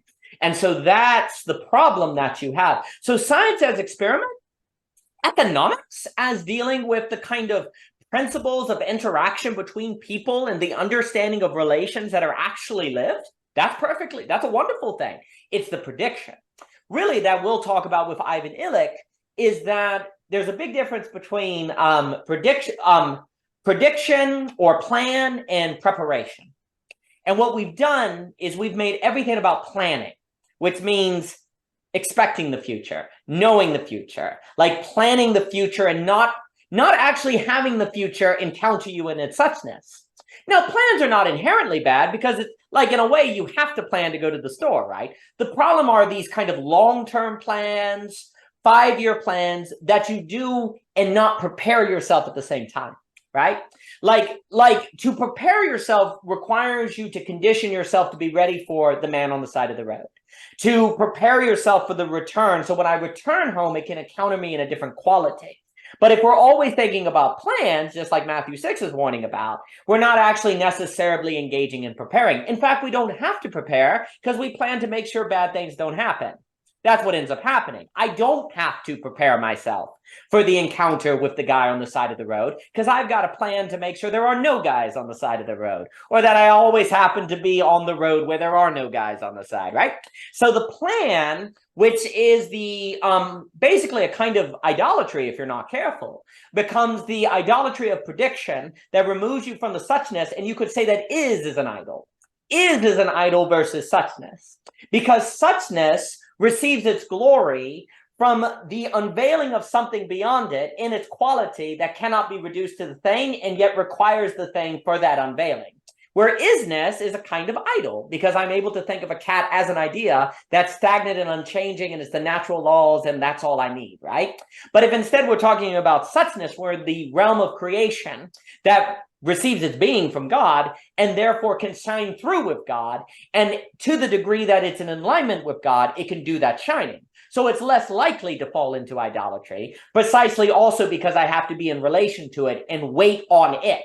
This is the key. Like, I have to wait on it being in the glory of God so that God can come forth in the return, right? I have to keep coming back. I have to keep returning. I always have to be there with it, returning in a kind of marriage and a kind of vulnerability to the thing. Whereas once I have the definition of a cat, well, there's no vulnerability. I now know what cats are. It can't prove me wrong. It can't let me down. I know what the thing is. But if I have to keep returning and keep trying again and having the faith, there will be times I go to church and I'm like, why do I even come? It's kind of frustrating. Or then there are other times where you're like, no, keep it, keep it, keep it, keeping. And because you're in that vulnerability, you now have the possibility of the recognition of a miracle, because you've put yourself in that place that has that kind of vulnerability that is possible in the constant interaction and relation of such-ness. Because the other key, such-ness must always be relational. Such-ness is always relational, because you can only encounter such-ness in the such-ness. Is-ness does not have to be relational. Like, is-ness can be axiomatic. Is-ness doesn't, I don't have to actually relate to a cat to know what a cat is according to the definition. But to know the such-ness of a cat, I have to be relating to one, and I have to be in a situation with one, and I have to be encountering it. And what's very, very interesting is you almost are seeing where what the older son who's on in the parable, it's almost like something happened that he never predicted. He never predicted his younger son coming back. And so he never did. This son of yours. Yeah, this son of yours. So he never prepared himself for the encounter. He never prepared himself for something happening that would upset his honor or his ideas of how things should be. And so when it was upset and what he predicted did not occur, which is that he left, this younger son left, and he'll be kept out, he was not prepared to confront his father in a world that he did not expect or predict. And as a result, he's upset with the father. So what you see there is what's very interesting is that the return, the going away, there is something about the return that increases the probability that the person knows they need to prepare for life, because you cannot predict life. Because what does the son do? He goes off basically saying, I'm going to be fine. I don't need my father. And he found out his predictions were wrong. Found out that what he predicted was going to occur doesn't work out, and life throws a curveball at you. And so he's like, well, and then also, what did he predict? When I come home, my father's going to make me a slave and be upset with me, but better to be a slave and, eat like them than to be eating with the pigs or whatever, right? So the younger son has his predictions upset all the time, right? And so life turns out to be a thing you cannot predict, which it's almost like you have to go on the journey to encounter the reality that the future is unexpected. That's why there's hope, actually. That's why there can be grace. We can't predict the future. That's why there's hope, actually. But that, to become a real tactile and kind of reality you really feel, seems to require the leaving and the returning of some degree. Whereas when you stay home, then you actually can live as if prediction works, because it's never tested. And then when it's not, it turns out it's unveiled that you're not prepared for grace. You're not prepared for the unexpected. You're not prepared for hope. So you're angry at it. You're angry at grace, because there's something about the law, or right, this kind of moral law, that's a predictability structure, right? I know what's right. I know what's wrong. So when the son leaves and breaks the moral law, he's out. I can predict it. I'm reliable, and it doesn't occur. Oh, I'm upset because the prediction didn't work. And I actually lived my life assuming that prediction, and now I'm upset. So there's something about there's something about grace that is fundamentally unpredictable, but you can prepare for it. You can prepare for God doing the unexpected, but it takes a lot more preparation than you think. It takes a lot more going to church, reading the Bible, really meditating on reality to be prepared for the unexpected. But we're supposed to get better at it. Whereas if you don't do those things, it may turn out that you actually were treating God as basically the same as a natural law. And that's what actually can happen with God. Like in belief of God, the Christian and the believer in God in general must be careful to not treat God as basically no different than a scientific law, where he's saying, well, I believe in God. I know what the Torah said, so I can predict what's going to occur. I know the future. So the older son knows the future. And when it wasn't, or it turned out he wasn't, he's like, well, the father must be wrong. Well, then I disown it. These are immoral people, is basically. Because the thing is, for the older brother to allow them into his schema means that he'd have to accept unpredictability. It means he would have to accept that he doesn't know. And that's unbearable, right? Like when you start talking about natural laws being natural habits, that's crazy. All right. Like, what are you talking about? Why do we even have to do that? Let's just come on. We know what's going to occur. Like, why can't we have the 100%? Why do we only get the 99% of consistency? That 1% is unbearable. It really is quite difficult to live with. But if you don't live with it, you're not going to be prepared for grace, and you're not going to be the kind of being that can experience miracles. And that is what seems to occur with the older son. For the older son, God, the moral law, is a force of predictability. It's a force of knowing the future. And when the future didn't go the way that and there's something about staying and never leaving that seems to make you more likely to be susceptible to the temptations of prediction, I think, is what we see there. I think we see that in the science. We talked last time about the intellectual that never leaves the office. There's something about the person who stays there's something about the person who stays in their hometown, who never sees the wider world as an encounter diversity, that believes they can predict everything that's going to occur, right? So all of these seems to be a kind of idolatry of prediction, because prediction can be associated with is-ness. And then I'll give it back to you. Is-ness, prediction. Okay. And then that's the problem with like when God actually has that function, then you're treating God as a source of predictability, and thus your kind of God, actually, because then you know how things are going to go. And so those are thoughts that come to mind. There are so many commandments and observances baked in or leavened out of that parable. Little things, little nuances, such as, to your point, about the two. The one, the younger, from far away, comes back and says, make me as one of your hired servants. Notice the respect and notice the presupposition. He doesn't come and say, I am your servant because I have sinned against heaven and in your sight. He says, make me one of your hired servants. Or maybe he doesn't even say it to his father. I don't remember when his father cuts him off. He might have just said, I've sinned against heaven and earth. I don't know if he had time to say, make me one of your hired servants. But certainly when he was between the pigs and he was reciting his speech, he said that. My memory is not doing justice to the parable at the moment. However, the older brother, when his father comes out to him, he does say to his father's face, I have served you these many years.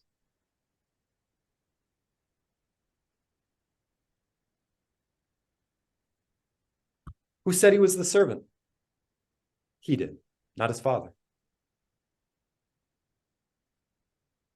He revealed his heart at that moment. Pity the older man. Pity the older brother. I have served you these many years. Oh, really? Tell me how you really feel. Wow.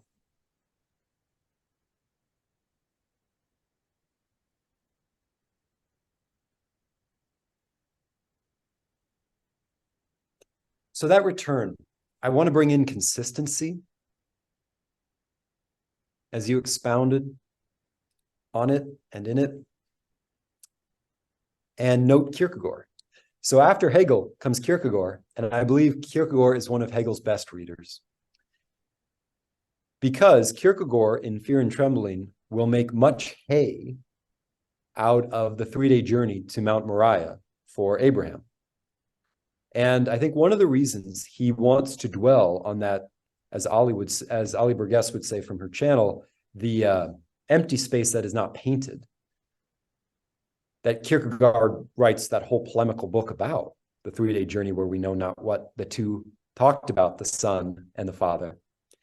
Kierkegaard says, or looks at it and says to himself, I can make this a narrative of speculative thinking to the absolute idea and back to speculative thinking, the genius of Kierkegaard.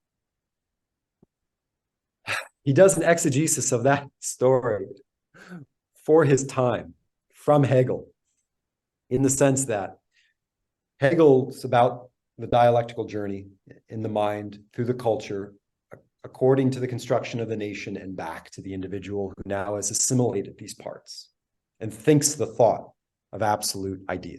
All right. Close the book, end of his book. Well, unlike this hypothetical person of Hegel, Kierkegaard says, well, look, here's a person who is as good as hypothetical to us, because we all fall asleep during the sermon when Abraham is mentioned.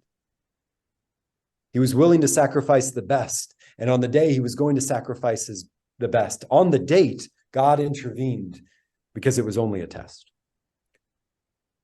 I know. That was Kierkegaard's assessment of his contemporaries. Well, that's just the same as, yep, here's where Hegel's about to make that movement of, yeah, it wasn't the thing, it's the antithesis to the thing, but now we're about to arrive at the, yep, there it is, the hypotenuse of the triangle, that's the higher thing, yep, sublimation. All right, what's next, right? So Kierkegaard was saying, well, the difference between Hegel's hypothetical and Abraham is Abraham existed. So his suchness is diametrically opposed to any avatar that might walk through the history of Hegel. Mm-hmm. And so there is much to learn even from the blank space, the unpainted spot of the 3-day journey that is not detailed in the Bible with respect to an existing individual, i.e. Abraham. And Kierkegaard says this in the beginning of Fear and Trembling.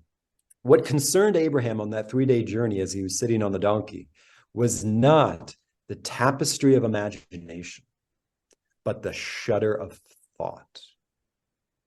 Now, thought is the absolute idea, cascading down and rambling through the base of the first place, of where thought starts thinking itself as self-aware cognizance. The only problem is he actually exists, which is the thing that throws all the plates off the poles, shattering them of Hegel's dialectical system, or the dialectic when they say, stop dancing, you two, you're already married, sit down. Right? We can think the thought before it occurs so you don't have to dance. All generations past have danced before, so start where they ended, by not dancing.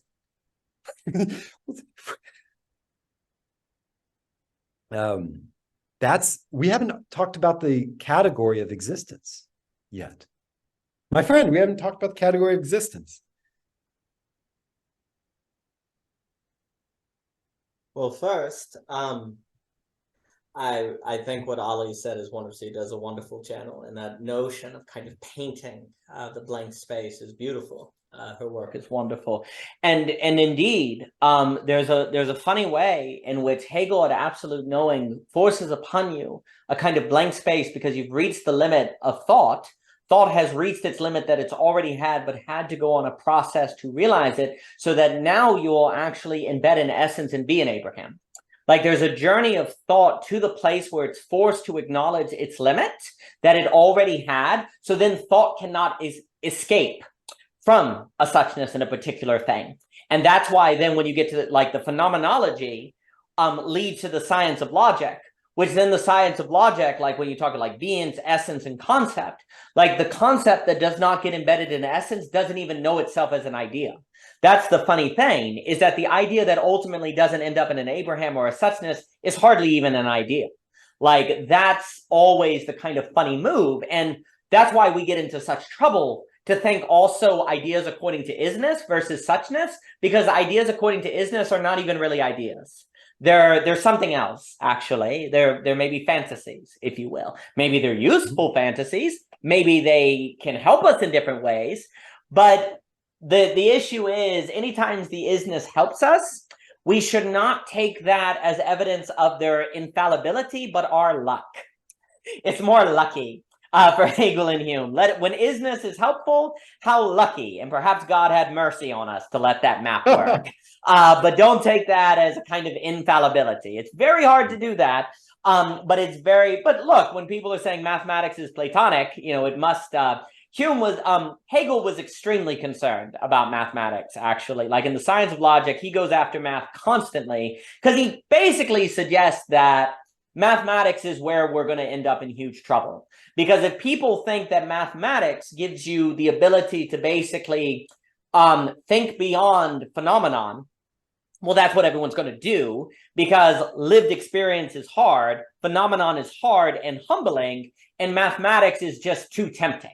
So he really goes to town on mathematics. And because he thinks that's going to get us in trouble. And I think he's been right. I mean, mathematical theory in economics has destroyed it. In science, it's destroyed it. Mathematics has been the source of a lot of destruction. Funny enough, Hegel, although Hegel is very hard on math, it's a huge claim I'm about to make. I think William Ruppach in his lecture showed this, and I think Dr. Hammerwick as well. But you see in the Doctrine of Being that he's predicting set theory, topography, and saying mathematics must become geometrical. If it does not become geometrical, mathematics is going to turn into the idolatry that leads to a world that thinks it can separate concept from essence, which would be, for Hegel, you can't have existence unless you have being, concept, and essence, which means idea embedded in a lived experience, in an essence. Essence becomes the basically suchness. And if you don't have all three of those, you don't have existence. And mathematics gives you the temptation to think that you can have existence without the embeddedness. And once you do that, then philosophy is going to become a force of destruction. It's going to lead into disembodiment or all sorts of fallacies. Hume basically says the same thing. I would argue the counter-enlightenment, all through the modern counter-enlightenment, are unanimous in this assessment, but mathematics made it seem like we could get away with it.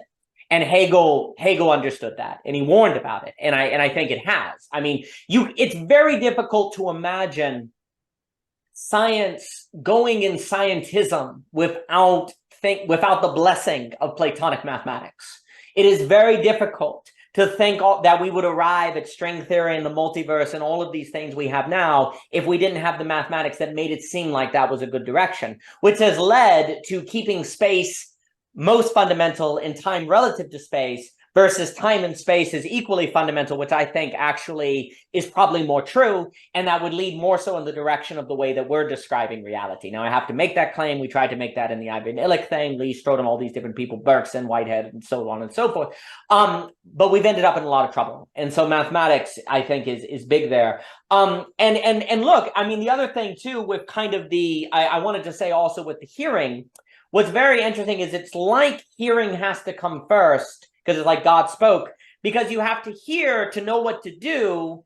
And then once you know what to do, it's the possible of the return. Like, so for example, you would have to hear a dialogue like this about the importance of return to perhaps ever have the idea to return. Because before, you might be looking at what's practical and it's like, oh, go on a job, have new experiences, get a different career, never fully commit to anything. And why would you ever think that's not what you're supposed to do if that's all you've ever heard?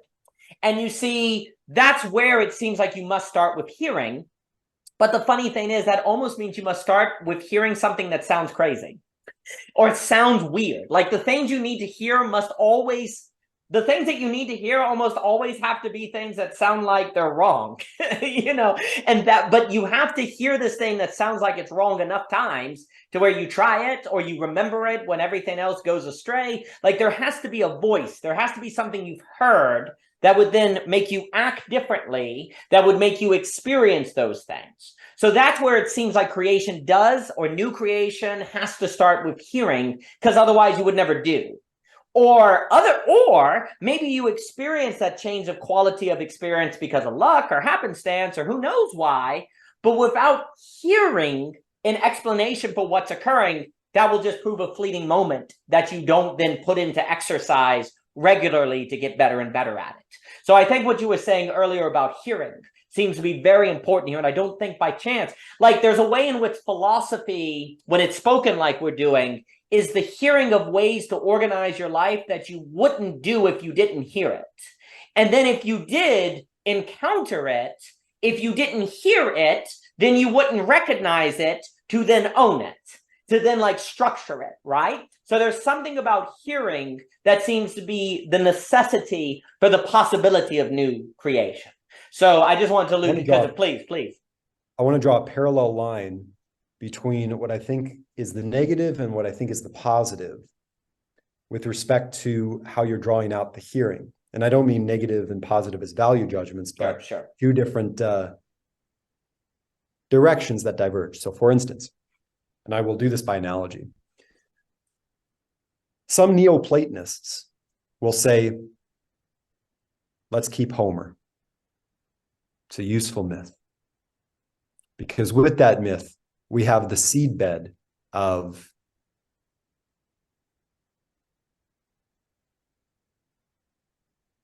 Freudian psychoanalysis. When the gods spoke to the humans in battle, the Neoplatonist says they were having ideas in their heads. But back then, people didn't have the eidos because they hadn't read Plato, because Plato had not invented that trope or turn. Before you leave, you have to turn from something. And before you leave the bad, you have to turn from it to go back home, blah, blah, blah. Trope. Before Plato troped vision, the look, oh, look, there it is. Before he troped that into being an idea that is disembodied and comes down from above and is more real than the horse you're riding, it's the perfect horse. It's the form of the horse. It's what this horse is participating on. I know you're sitting on top of it. I know you've given a name to it, but every particle of this horse is participating in it's a better horse out there. Better, much better. This is pretty much virtual compared to how much better that's going to be. Wow, this sucks in comparison, and I haven't even met it yet. It must be so good, I don't even have to see it to understand what I'm missing out on. Yeah, you're about to get it. You're about to get it. You're about to be welcomed into the hall of geometry by Plato, right? It was wool over the eyes, the Platonists. So the Neoplatonists came along, and they said, we'll keep Homer, because Homer gives us the ideas before the ideas. They were named Aphrodite and Athena, fancy names, imperfect names, all too human names a la Nietzsche. All too human names for the perfect forms. All right. It's time to recycle and let go of Plato. Much better than these visual distortions would be to go back to God, the living God, who says, hear. Hearing they do not hear, seeing they do not see, and they would turn, quoting the prophet Isaiah, and be healed. All right, so I love what you said about the hearing, because I agree with you. What I'm trying to say with those two parallel lines is, just as the Neoplatonists said, the gods were the ideas they were having in their heads, that they did not have language for then. Hearing now is following God. So it's quite the reverse of the Neoplatonists. They were not God, they were ideas. We're saying, no, it's not Matthew talking to himself. sitting alone with these abstract ideas, playing ping pong back and forth. Look how far that one was from the table. Wow, that was a good one. It's rather, we're trying to listen to, not our culture is very loud, but we're trying to listen to the one who calls us. Now, that's not a simple thing. It's a lifetime. And in fact, it never ends. We are asked to believe. Adam, you are dust, to dust you will return. And then he went to the dust when he harrowed Hades and brought Adam back. So that conversation never ended, but the conditions in which the two spoke and heard changed.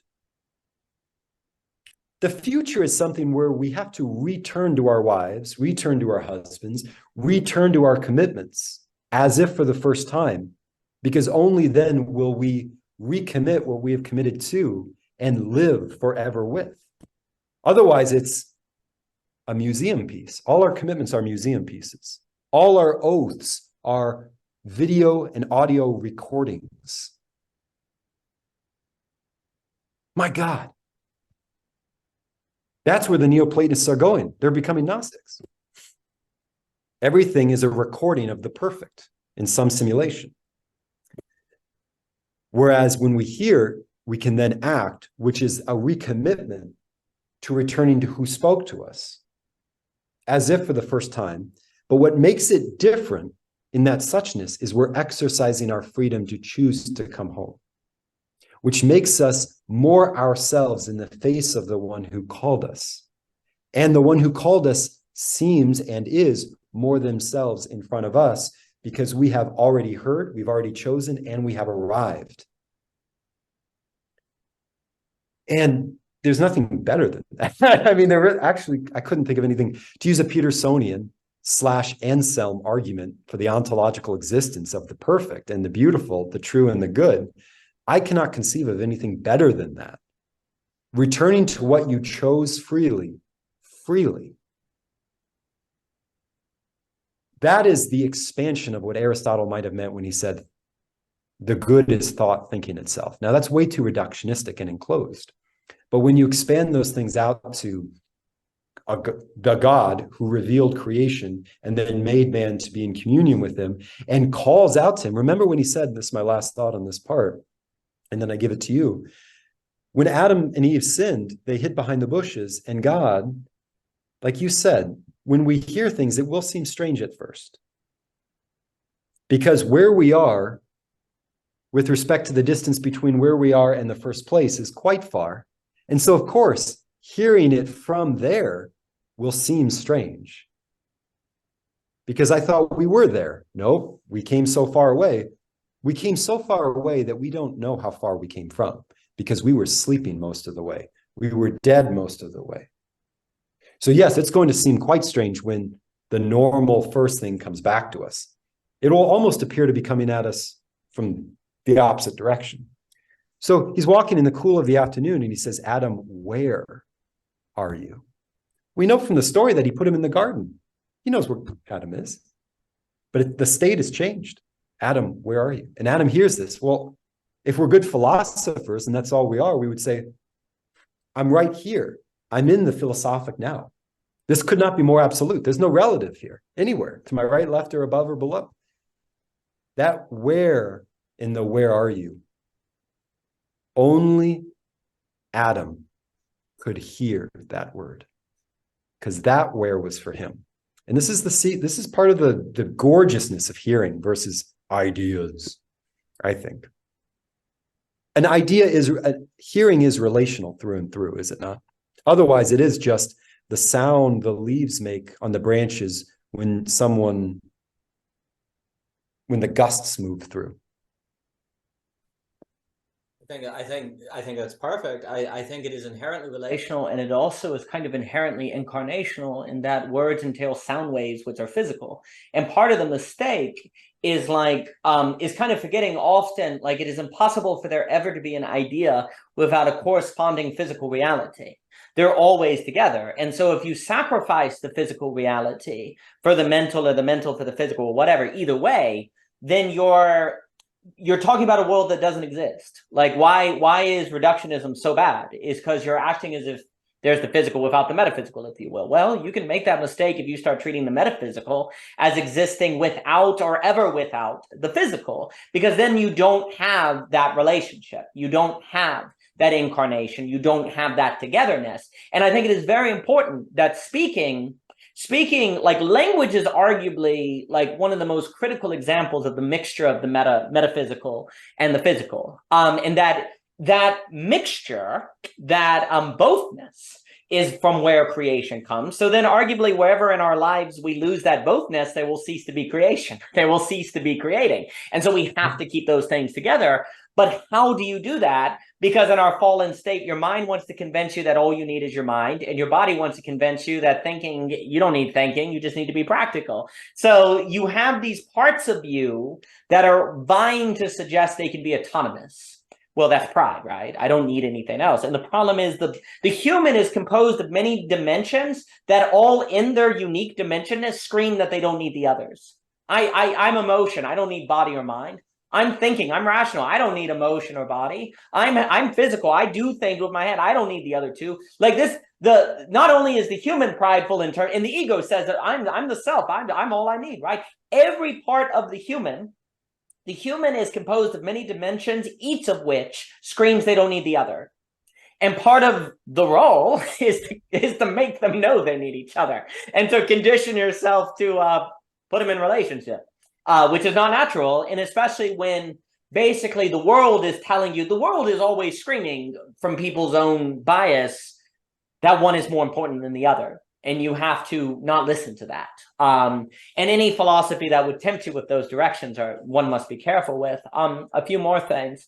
I wanted to note also with the older brother on that notion of I serve you. That's marvelous. I think that's what ends up happening with prediction. The scientist is like, I served you. I did the mathematics. You told me I would be able to do X, Y, and Z. The economist, like, I served you, model. Every single day I did that. There's something about prediction that when it fails, you're angry. It's like, I served you, prediction. I put all those years into research, and you told me if we lowered interest rates, the economy would be good, and it's not. I served you. So prediction and this feeling of I served you, I think, go together very much.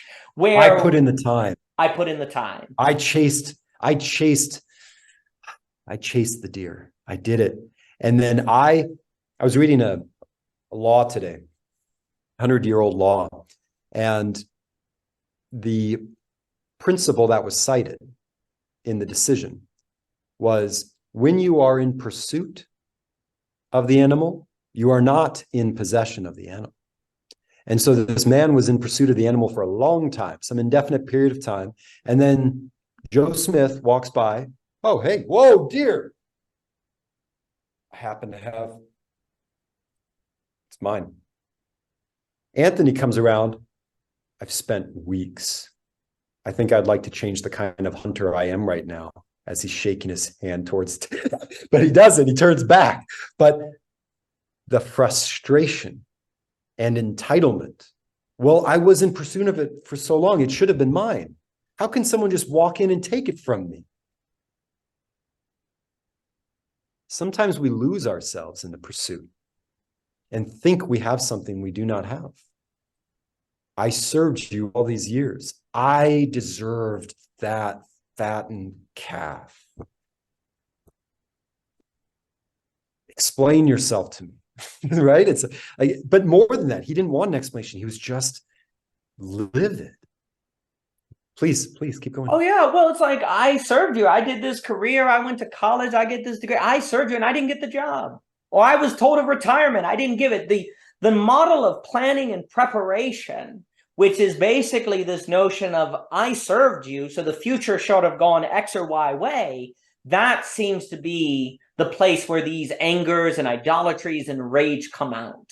And that kind of idea of I served you in modes of a prediction versus I honored you. And that seems to be the mode of preparation. Like, I prepared, so I was here to honor you when you came, however you came. I couldn't predict you, but I can now honor you because I was prepared. And it would seem like science, where it was like, I studied the waterfall, I studied the water, so I was prepared to really appreciate it when it came as a waterfall or was in that painting or when I took a bath. Like I did the experiment, like science as preparation is like, I really did the work to understand how water exists and what it does. So then I was prepared to really appreciate the river when I went fishing. I was able to really see the fullness of the water during the baptism. And so experimentation that would then lead to a preparing for the phenomenal encounter of the thing in nature being itself would then increase the probability of you experiencing it as miraculous, as opposed to something of, oh, I know all there is to do about that. I can predict what the water is going to do. I don't even need to look at it. So the problem is the preparation, the planning, predictability mindset. There's a few things that it conditions you to do that is very problematic. Is that it, one, makes you stop caring about it. You stop caring about the experience of it because I get it already. And you also feel like you know what the future holds. So you're not present and you're not ready for the future. It's like, it's both. You're not present and you're not ready for the future. And that's what Hegel is saying mathematics is going to lead us to think if we're not careful, the algebraic. And one example I would cite as the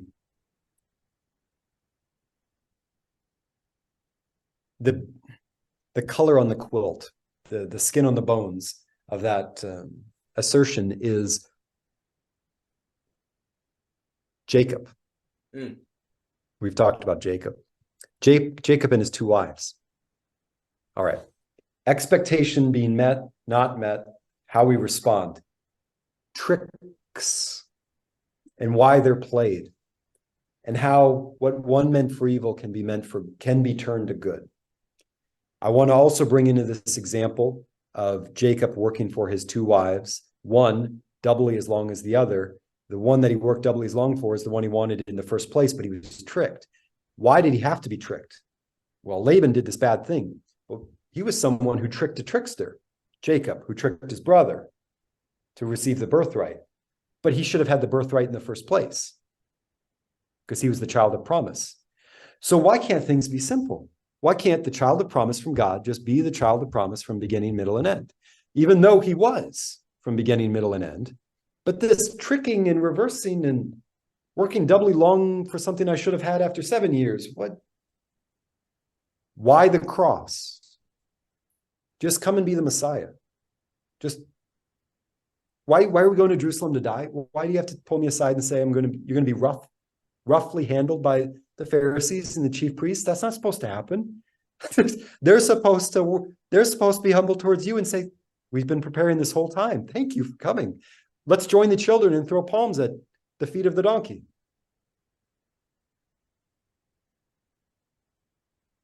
Jacob loved, was it Rachel? Yes. Thank you. I will work 7 years. He opens his eyes, it's Leah. Why'd you do this? She's the younger. Over here, we don't do it that way. Oh, okay. Rings a bell to me, younger, older, rings the bell. I'll work another. Now I have Rachel. And then the two compete with one another. All right.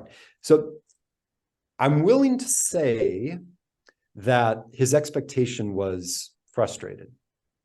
After these 7 years, I will receive Rachel. And I will work for you, Laban. I will serve you. When the condition wasn't met, he said, rewind the tape. I will serve you 7 years. Interesting, that symmetry. I don't know what to do with it.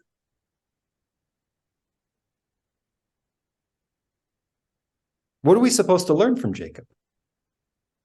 What is Jacob prefiguring?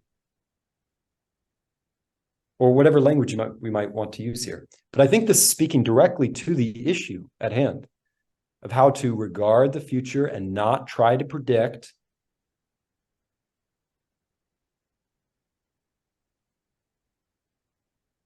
It's very interesting. So a few things come to mind as you were talking. One, it's very interesting also how Jesus says, I'm a servant. Like God presents himself as a servant. He calls, I called you friends and disciples. No. We're supposed to serve you, because if we do, then we can predict things. Like, if you're serving us, shoot, then there's some sort of throwing up, like there's some sort of throwing around how it's supposed to go. Like, God doesn't serve us, we serve God, and then we can predict things, and then we know what's going to happen. No, it turns out God's serving you. Wait a minute. Like, no, then what? Then we have to condition ourselves to be able to receive the service of God. I'm not prepared for that. I'm not prepared for that. What's very interesting is basically what you see is God, it's as if what exists is surprise. The only thing that exists is the surprise. The surprise is what exists. And that's where true existence is. And there's kind of truth to that. Like, you're going through your day, going through your routine, and there's suddenly like a sheep in the middle of the road. That's the thing you're going to talk about all day, as if the sheep being in the middle of the road, the surprise was the most existent thing. Like, and it's like, oh, there you go. Likewise, you'll be cleaning out I was cleaning a shelf. You're cleaning your shelf and you're going through and you pull out a little piece of paper, you're throwing it away there, and then there's one that Grace drew on it. Boom. Oh, I thought this was all scrap. Oh, you're surprised, and it really stands out to you, right? So there's something about existence and surprise that goes together. Surprise is beautiful. We've talked about that before. Surprise always has a necessary such-ness. You can't be surprised by is-ness. The whole point of prediction is not to be surprised. There's something about, I know who God is. Yeah, God's a Trinity. Oh, okay. So there's a surprise to it. Oh, the Messiah is coming. He's on a donkey. Okay. Actually, God's going to die on a cross. Okay. So surprise. And there's a Holy Spirit. Okay. All right. So surprise. And so there's something about, and what is a miracle but a surprise, right? And you need consistency. Without consistency in nature, natural habits, etc., you can't have surprise. And what if surprise? We heard the report of it. There's a consistency that allows a report to be carried. If you have too much disturbance, nothing will ever be carried forward. It will always be Brownian motioned to nowhere and everywhere. So consistency in such a poetic compression, we have this philosophy of consistency in that little phrase, she heard the report of him. Okay, go.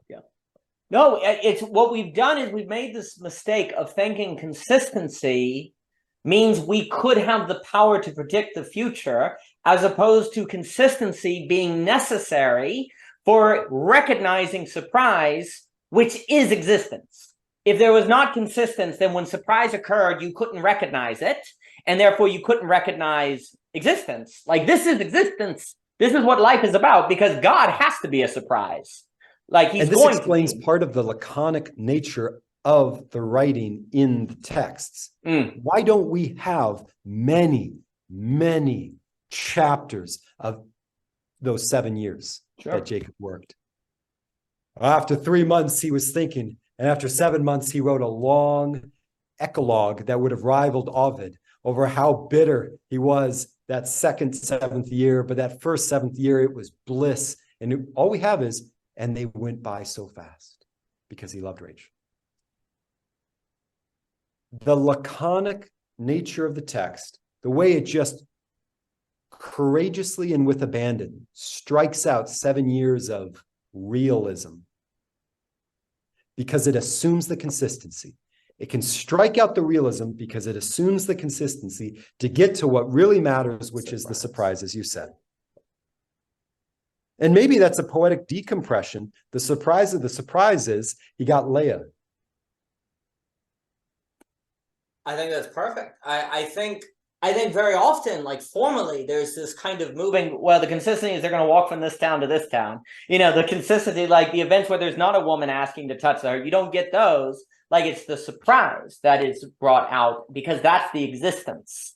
And in a way that makes sense, because surprise is when phenomenon say, I'm here. Like, you cannot reduce me to your prediction. I'm here. Hi. What are you going to do? And so what this would suggest is, by treating what we can predict as most real, then we've treated what least exists as the pinnacle of existence. And then we wonder why we have a meaning crisis and we're nihilistic. because literally we are planning our life, planning our life and predicting our life to remove surprise, to make it smooth. And if it's smooth, it's funny, following Mendebeld and whatever, there is no smoothness in nature. So basically, if we make life smooth, we're making it unnatural, and therefore not in alignment with nature, and we're killing ourselves. And so that's what ends up happening. Where instead, the thing is about surprise, you must be prepared for surprise. Like most people hate surprises. Most people can't stand a surprise because it went against their plan. I served you 9 to 5. I served you plan. Every morning I drive to work, and this morning there's a sheep. I served you plan, and there's a sheep here. There's not supposed to be a sheep here. And it's interesting that it's kind of like I served you versus I was a disciple to life. I followed life. And today there's a sheep. Oh, great, life. There's a sheep now. So there's an interesting, now I'm not saying I'll never use the word servant to describe the relationship with God. Language is a tricky thing. But in this conversation, it's interesting that service runs a risk of expectation. Whereas, it's like disciple is preparation for what occurs. It's like I'm following and okay, all right. And interesting enough, Jesus, you could almost say that no one was prepared. That's why we're all fallen. No one can be truly prepared for God. That's why we need his grace, because every disciple left him. No one's like, okay, you told us, but no one was fully prepared. To truly be prepared for everything that God may do does not seem to be what humans can do in their sin. Only by God's grace might that be approached. And that seems to be another thing the Bible is saying, is one of the reasons we fall into prediction is because we're not like Christ. We're not perfectly like Christ in that sense. We're not, So there's this something about fallenness that leads us in the direction of prediction or plans and whatever, and we're also finite. But then there's an entirely different ball game when you actually moralize that as evidence of being more knowledgeable or more kind of practical or more together. And that seems to be where we've made these mistakes. And so in a world that we can entirely predict, it can't surprise us. And if it can't surprise us, it really can't exist. And, there's some other things. It also, this is why I think a return is important, is because if you're always going to new experiences, you don't really have a surprise, you just have difference. And there seems to be a difference between difference and surprise. But in the return, you can have surprise because you're in a consistency. You're now committed and there's a consistency. So now you can have a surprise. So what we've done in the modern world, maybe in the same way that we've confused meta and mystery, we may have confused difference and surprise. Real quick addendum to that. As you said earlier, the rock climber and the rock climber, there is the oh of a difference. And then there's the oh of a surprise. Same startlement, different oh. I think that's exactly right. And it basically requires a certain conditioning, a certain work on the subject to be able to, oh, surprise. And really what we've kind of done, dare I say, is perhaps tricked, deceived ourselves into believing that difference is surprise, so that we can feel like we have control over surprise, because all we need is a new difference. And I can arrange that. I can go to a new location. I can meet a new person. And so we've placed surprise as difference under the schema of prediction, and therefore it's not surprise. But then we don't have to face the reality that we're not the kind of subject that can handle surprise, because that requires a humbling. That would also fly counter to the narrative of prediction being practical or power or knowledge or the scientism that's been so problematic. We don't go to school to be prepared for surprise.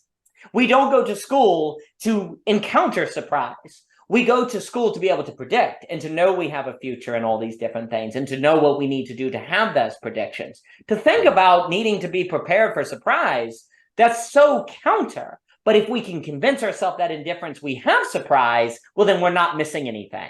And so then we get into a lot of trouble, because that means life can't have existence, because life seems to have existence when it has surprise. And it's also very interesting, because now I'm thinking about love as well.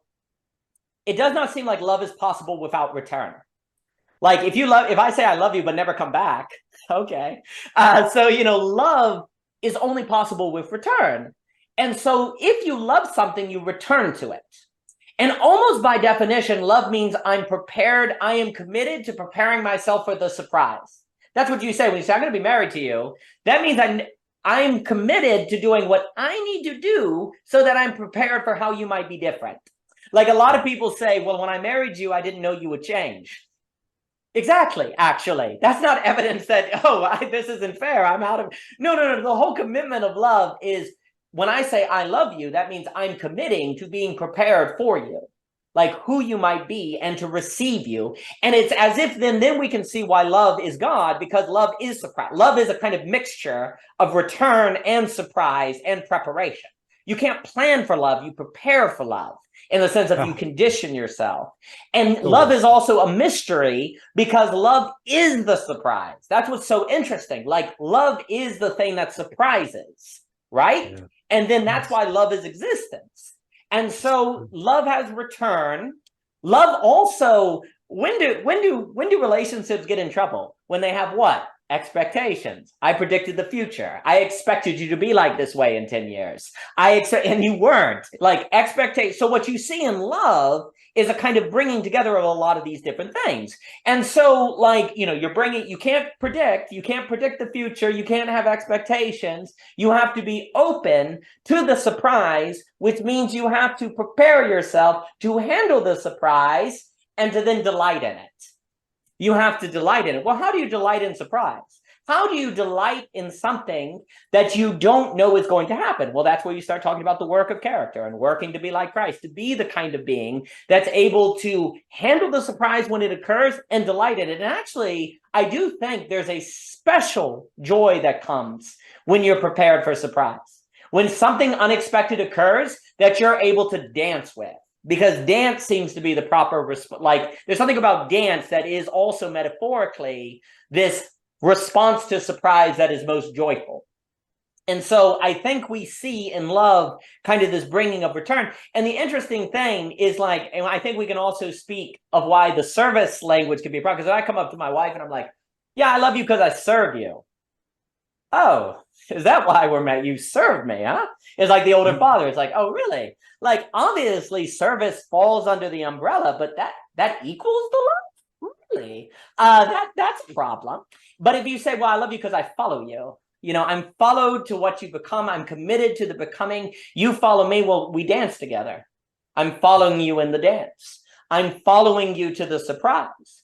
And so it's like love seems to go in that direction as well. So I was thinking of that, but please. Wow, no. I've never had this thought before, but it stems from what you said. This is a commentary on the second 7 years. It's the rock climber. The rock climber. I served you, as you said, words are slippery. There can be a good sense and a bad sense of serve. I served you for 7 years. I served to have you. I served for 7 years to have you. That's one way. Well, I was willing to serve 7 years. And then I was willing to serve 7 more. It's different. Right? It's very different. So I served you for 7 years. If he had only served for 7 years, hear what I'm saying? If he only served for 7 years, it would sound, I served you. I served for 7 years to have you. Versus, I served 7 years twice to have you. So every day was a double day, because every day was more than the day on the way to. So it was more than serving while serving. I never thought that way before about him and Rachel. Wow. Oh, I think that's beautiful. And I think it's also a tone thing. It's a tone. It's how he says it. Go ahead. I think so, because it also says that the first was, according to plan, I can predict that after 7 years, I will have Rachel. And then it finds out, did you actually love her? Because he turns out he was prepared to do 7 more. And so, it moves from prediction to prepare. And it shows that he actually did love her, because he was prepared to do what he had not planned. And Which I think is another way of saying he was prepared to serve indefinitely. Yes. And that's where service. Come what may. Yes. And that's the good kind of service. Like when we talk about servant without prediction, when you say, I serve, therefore, that's in trouble. When you say, I serve, come what may, That's the good sense, because now it's a true infinity versus a kind of like, I serve, therefore I should get. Like serving to get or expectation seems very problematic. And I think also with that difference between Leah and Rachel, it could also have a Christology to it in the sense of, I expected God to show up this way, and he showed up as this guy called Jesus. Well, then, okay, are you prepared to be one of the 12 that follow the same? Are you ready to go? So there's a kind of like, we planned for God to be a certain way. Turned out it wasn't that way. Okay, well, now we're going to find out the chief from the wheat. We're going to find out the people who were predicting versus prepared. Like that kind of surprise. It's almost like the surprise is also the judgment in a way. The surprise is the judgment of if there's existence here or not. Like the surprise is, oh, you said you had faith? Okay, let's see. Let's see if this is the faith of prediction or the faith of preparation. Let's see if this is the faith of power or the faith of love. Here we go. There's only, and it's kind of funny, it would only seem as if surprise is the only way to judge that difference. Like there's a way in which it's hard to see how you would tell the difference between the faith based on a serving prediction faith and the faith that's a kind of preparation openness faith. How would you tell that difference? It's almost like it has to be surprise. Like, and that's why surprise is tied to existence, because you can't really have existence without a kind of divine judgment, right? God has to go this, that's real, that's not, in a way. So it's interesting to think if there's something about the impossibility of determining the real without surprise. Like, because like if you mix it all up, you couldn't tell the difference between Jacob, expecting Rachel or planning for Rachel versus being prepared, that extra leg that love would have, unless there was the surprise, right? Like, why is Abraham, that story so powerful? Because he's surprised. God shows up, he's like, hey, by the way, you're going to sacrifice the son. There's a surprise there that makes it real, right? And that's why there's a judgment. That's why, it's like, no, there's a holiness here, right? Likewise, when God shows up differently in Jesus, there's a surprise here. So let's find out how people respond. So it's interesting to think that the surprise is the necessity for the possibility of judging the existent or the actually kind of following. So it does seem like, well, people do find out the truth of themselves when things don't go according to plan, don't they? Like when you're able to plan everything, you don't find out what you're really made of until it doesn't go according to plan. And it's like when the marriage wasn't what you thought it was going to be, then you find out the reality of the marriage. When your job doesn't go, when you thought you were capable of doing it, you thought you were good at driving a car. Okay, well, your engine's smoking now. Let's see. Or you hit black ice. Let's see, right? The surprise is the reality. And so it's interesting to think too, like we're saying on Abraham, he's surprised. And likewise, there's a snake. Oh, he's telling you to eat from the tree. There's a surprise. So it's interesting to think about surprise, testing, judgment, reality, existence. And this only can occur in such-ness. You cannot have surprise in is-ness. It can only hit you in such-ness, which is then the space where being comes forth in the Heideggerian sense. For example, having to have this such-ness. Before the fall, before Eve given to Adam, Adam was put to sleep. Okay. When we sleep, we cannot predict. When we sleep, we cannot compare. When we sleep, we have no expectations. And remember, he was sinless. So in a world, forgive me for the hypothetical, in a world before the fall, how do we get someone? What is a sinless way to not be prepared for the surprise in such a way that the surprise will not be fully received with that delight that only comes from true surprise? That's a good problem to have. Let's put him to sleep. Okay. Now, after the fall, right? Because when you're sleeping, Saint Ephrem of Syria said that he had this presentiment of who Eve would be while he was sleeping in that quick moment. So that when she was presented to him, it wasn't out of nowhere, it was in accordance with what God had already told him. But it couldn't be while he was out there in the garden looking from tree to tree, because then you have comparison. It must be inside in a sort of darkness, because there's no comparison. And it has to come so quick that there's nothing really to expect, because there's not a long chain of associations given as information. And certainly there won't be a prediction, but a kind of lacuna. But notice it was said in the third person. For Adam, there was no one found suitable to him. Adam didn't say it, it seems, right? He didn't say it in the first person.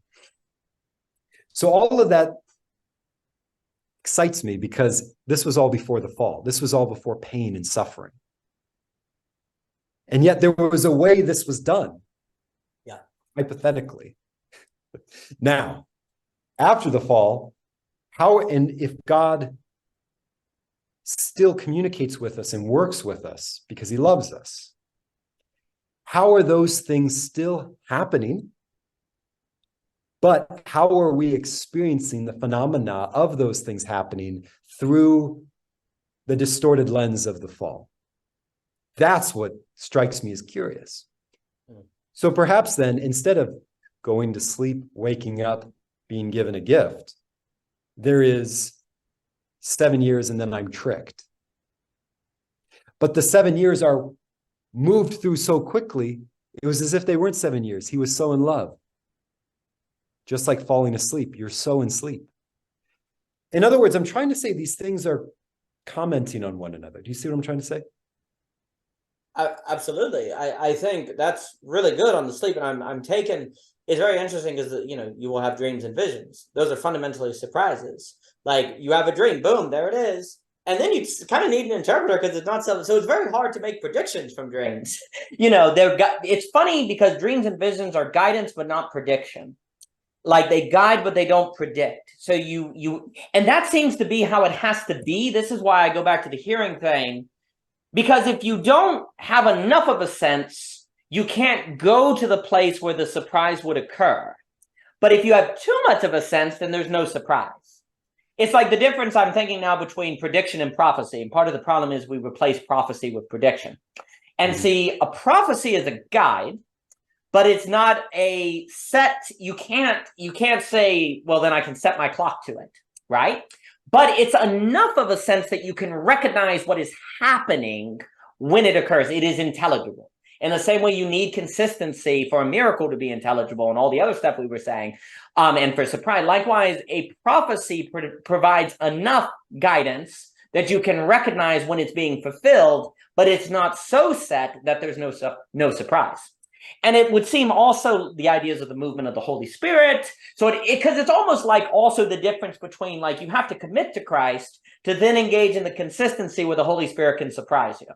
So if you don't have that sort of like consistency of grace, like you can set your clock to God's love. Okay, I know I can do that. Well, then I'm going to create a consistency for my life based on what I've heard that then makes possible the surprise, like to be conditioned in the place where the surprise can occur and I can handle it. So you have to strike this balance between guidance without being prediction. And you see, in a way, is not kind of the temptation of the fruit of knowledge prediction. Like, I want to know, I want to predict. I don't want to just be guided. I don't want to just be a disciple. I want to frickin' know what is good and evil. I want to know what the future is going to hold versus not. There's something about prediction that is the bad knowledge, because that is a knowledge that's out of bounds. Well, I guess you could say in a way what's suggested here is that knowledge which removes you from surprise is sin. Like the knowledge that removes you from surprise is sin. Like if you can no longer encounter surprise, then there's trouble. And sin might be a strong word, but it's position, like that's the problem with is-ness.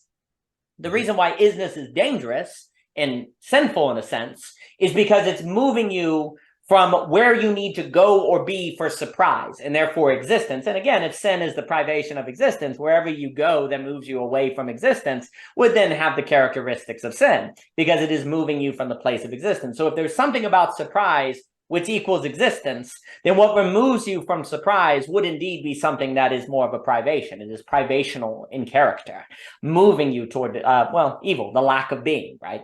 And so, so there's something about surprise that is the fullness of being, but then it's the tricky thing when you have to be guided to be in that place. And so then I'm thinking of visions, dreams. I think God uses chance encounters, the encounter of the man on the side of the road. The encounter cannot be predicted, but you have to be prepared for. So it's interesting too, because I guess as you said, to be neighborly towards. Yes, to be neighborly toward. And so it's like when you're saying the birds of the air trust in God, you're saying, I trust that God will put guides along the way I cannot predict, but I'll be prepared to recognize them as guides.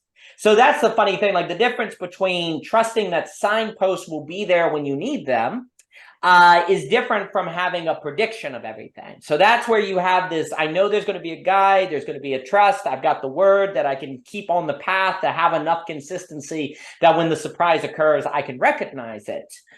If I could psychoanalyze the Pharisees and the scribes for a moment, I think one of the reasons it bothered them so much, and the Gospels, I believe, are at pain to show this, one of the reasons they were bothered so much that Jesus healed on the Sabbath was, come on, Jesus, this was our day. This is the day when we don't have to follow the law. And yet we still follow the law because all we're doing is keeping the Sabbath. I don't have to move a single muscle. I don't have to follow any of those other commandments. I don't have to be a Pharisee. I don't have to be the best. I don't have to be anybody. I just rest. And you're healing. And now I have to give an answer to what you're doing, because the people are saying, why is he doing that? You're making me work on the Sabbath by working. Stop it. This was my one day. My one day I didn't have to serve you. And you took it from me. And this was supposed to be the day of rest. I think that's one of the reasons it bothered them so much. Just as that older brother. There was music going on in the house and he wouldn't go in. It bothered him so much. I think there's a little poetic justice in that. I really like that, because there's something where it's like, I served you and I should have gotten the Sabbath. And now you've taken, I was serving you and you took the Sabbath from me. Like that's really, I think, important, because there's something about like if you know that everyone is taking a nap at 2:00 and it's part of your culture, then if you take a nap at 2, you don't have to worry about people thinking you're lazy or that you did something wrong. Like knowing everyone's doing it means I don't have to like think about it. And I'm going to sleep now. Yeah, I'm good. And now I have to think about it. And so you're mad at the disturbance of the given, because the given was prediction. I could predict that no one was going to do anything on the Sabbath. I knew, what was going to occur. And now I can't predict. And it turns out I have to be prepared for the who knows what. I don't like that. Dang it. Because now if I'm going to take a nap at 2, I have to have enough confidence or be prepared for the person who thinks I'm lazy and not get angry at them. Because if now I have to be prepared for facing difference and not blowing up on it but then the funny thing is, if you have to face difference, you will not confuse difference as surprise. And that seems to be the big mistake we're making today, right? We're confusing difference with surprise. Because what we do is when we encounter difference, we avoid deep things. We become a shallow consumerist people so that we don't have to face difference, just be around difference. Like to really face difference, there has to be deep difference, which gets into metaphysics, actual beliefs in different things. And that requires facing it. But if you don't face difference, then I don't think you can have surprise. And surprise seems to be the precondition. Well, that seems to be existence. Like existence shines forth as surprise. It's similar to like you were saying with the shirt your grandma made versus off the set. Like, oh, this shirt was made off the assembly line. This shirt, but this one was grandma's. Oh, that was grandma's shirt. Oh, it surprises you. I mean, there's also a surprise in the kind of magic of how you feel about a shirt your grandma made. Like that's kind of surprising, right? Just the way you experience it as well. So there's something about that shining forth. that screams of existence. And it would seem like that although difference is very difficult to face, that seems necessary for the surprise. So you actually encounter surprise. And perhaps that also speaks to why return is so important, because when you return or you commit to something, and if you do say return home and you're different, you also then really have to face the fact you're different and that your parents are different, in a very primordial way. That's a very hard thing to face.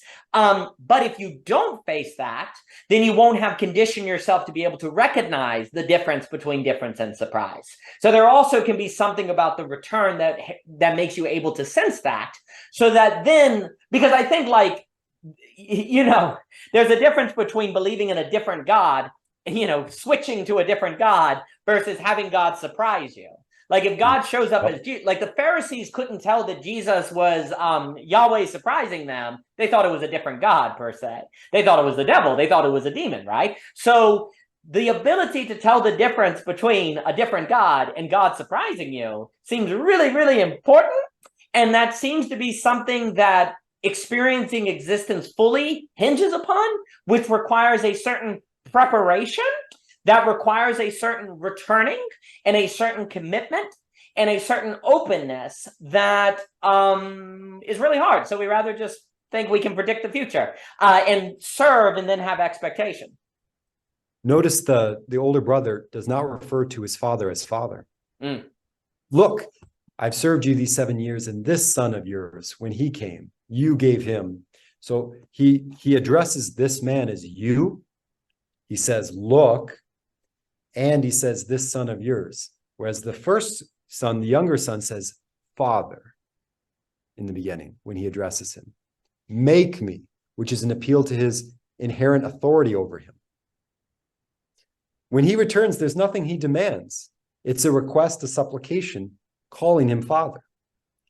The son pretty much tells him what's going on, the older son. Look, direct your attention here. I'm about to show you something. Yes, like you said, noticing difference, not being surprised with and I intend to pun on this, the familiar. Yeah. I mean, I think that's very critical, because it's almost like when people are like, you're not who I thought you were when I married you. It's like, you're not the father I thought you were. No, it's you're basically, he's basically saying, Dad, you're different. It's like, you're different. And it's like, you're not my father, you're you now. There's a difference that's occurred, as opposed to Father surprised me and I'm prepared to accept the way that Father surprised me.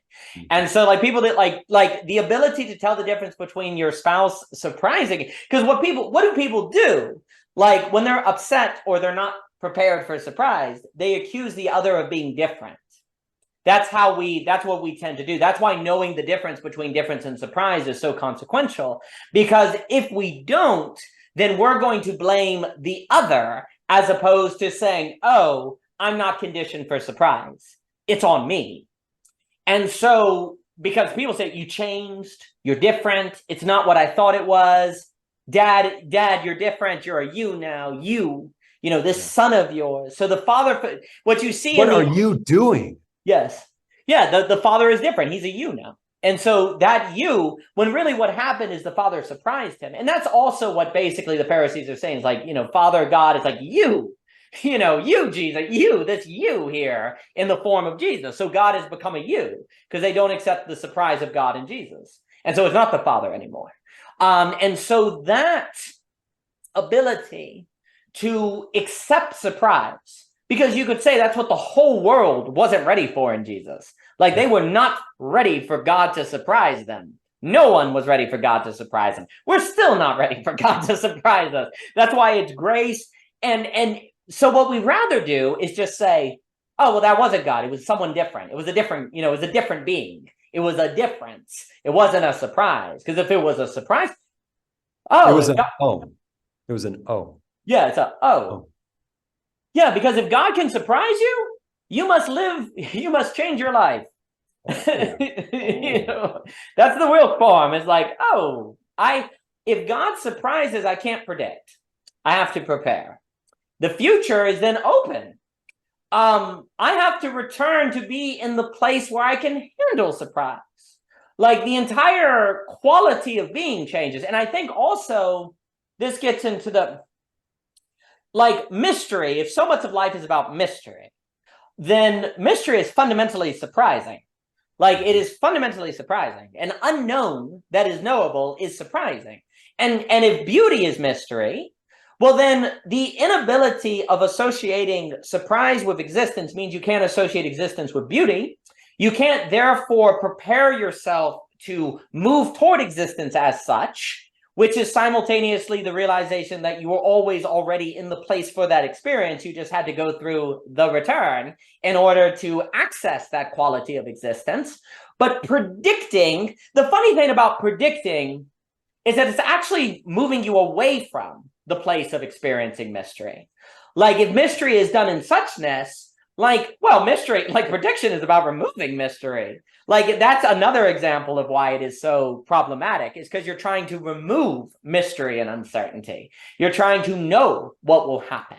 And so then, because then what that means is, like, you associate prediction with science and intelligence, then you also develop habits of prediction and habits of the kind of quality of a subject of prediction, and therefore you would not be accepting of mystery when it shows up. And then you kind of see, like, this idea of, I knocked on the door, who answered? This kind of, you can start to see this weird thing. Like, well, wait a minute, if God showed up, who would not accept God, right?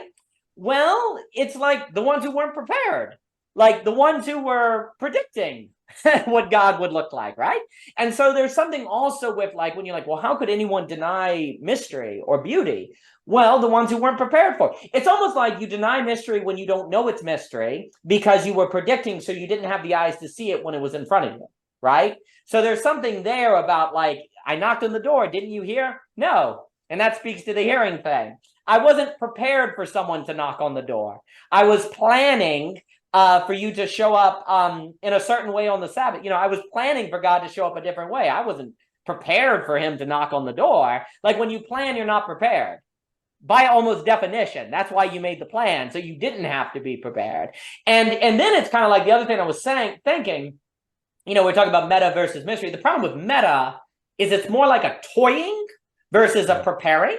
Like, with meta, you can always toy around. I can add another layer, another meta layer. It's like toying, and it's the spurious infinity because it's always a meta. Where mystery, I got to prepare myself to encounter mystery. So there's a true infinity there because you're not it's the preparing of what is. It's the preparing the circle versus the meta is the toying on. And so there's also something about mystery. Well, it's also kind of a mystery of how things can surprise you. It's kind of mysterious that things surprise you, right? Like this cup you've seen every day and then suddenly it's different. Like, there's something about mystery. It's a mystery that surprise can even occur. Why isn't it, and then I'll pass it to you, like when you see that sheep in the middle of the road, if you're just reducible to matter and stimulus and whatever, then okay, there's a sheep in the road. It shouldn't surprise you. You should just respond. You should just react and go around it. The very existence of surprise kind of screams free will. It kind of screams that you are apprehending things according to a quality beyond merely response to the stimuli. Like, it doesn't match something. Well, what doesn't it match? The consistency. Well, then you must be free from the consistency. There must be freedom if you can have breaks in consistency.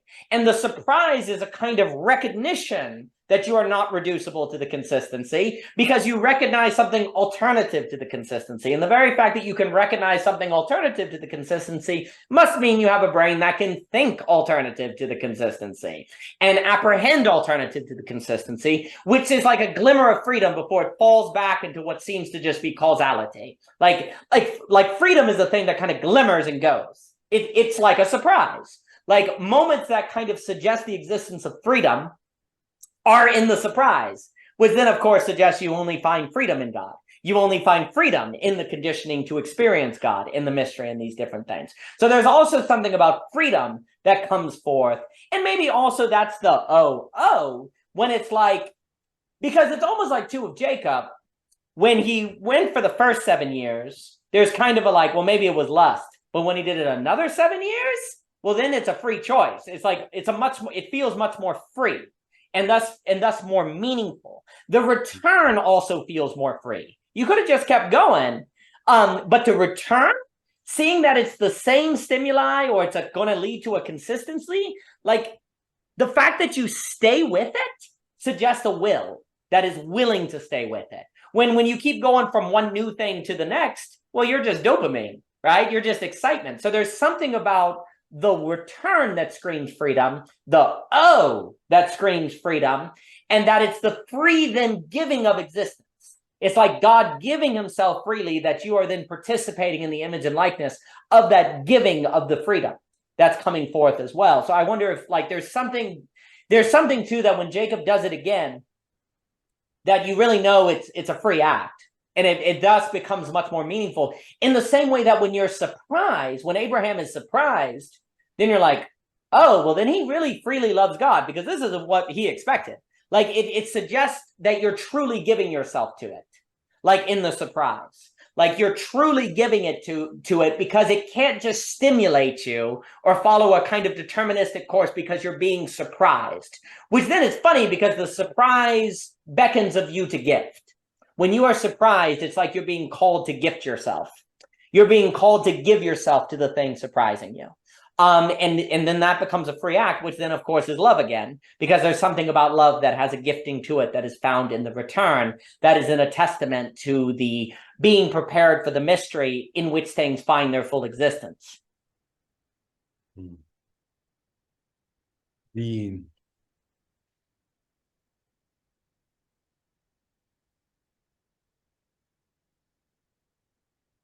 When the women in the Old Testament give birth to a child, they give thanks to God. God has remembered me. God has seen me. When Adam and Eve left the garden, they were positioned in such a way as to see the garden. They could see where it was being guarded by the sword moving in all directions. Jacob could see, as it were, ahead of him 7 years and then 7 more years. The first round of 7 years, yeah, I'm Adam. I'm Eve. And we can see paradise over there. We'll wait. Oh, they're predicting they're waiting. 7 more years. Oh, now I have to wait. I see, as if for the first time, I have to wait. I have to really wait with myself. I can't just think that I'm waiting, because that's what my ancestors did. Hey, we're the children of Abraham. God could raise up these stones to be children of Abraham. Don't rely on that. Well, Adam waited. I have 7 years. I'm waiting like Adam. Don't rely on that. Here's 7 more years, so you get the point. Oh, okay. Well,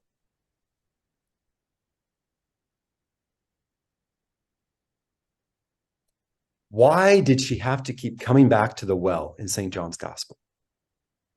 Why wasn't it the first time she went to the well in the afternoon that Jesus met her? Why was it after many times that we read Jesus had to go through this town? The woman with the issue of blood for not 2 days, 6 years. Why did it have to be 6 years before she heard the report of him? Would all this subjectivity that you could coil into a moment of free will be more than it could have been if it had not been 6 years, but 6 weeks? Mystery, not meta. I can't make these two individuals types. I can't make Adam, I can't make Jacob types that explain something that is forthcoming, and that you and I now stand in the present tense as we're on the shoulders of.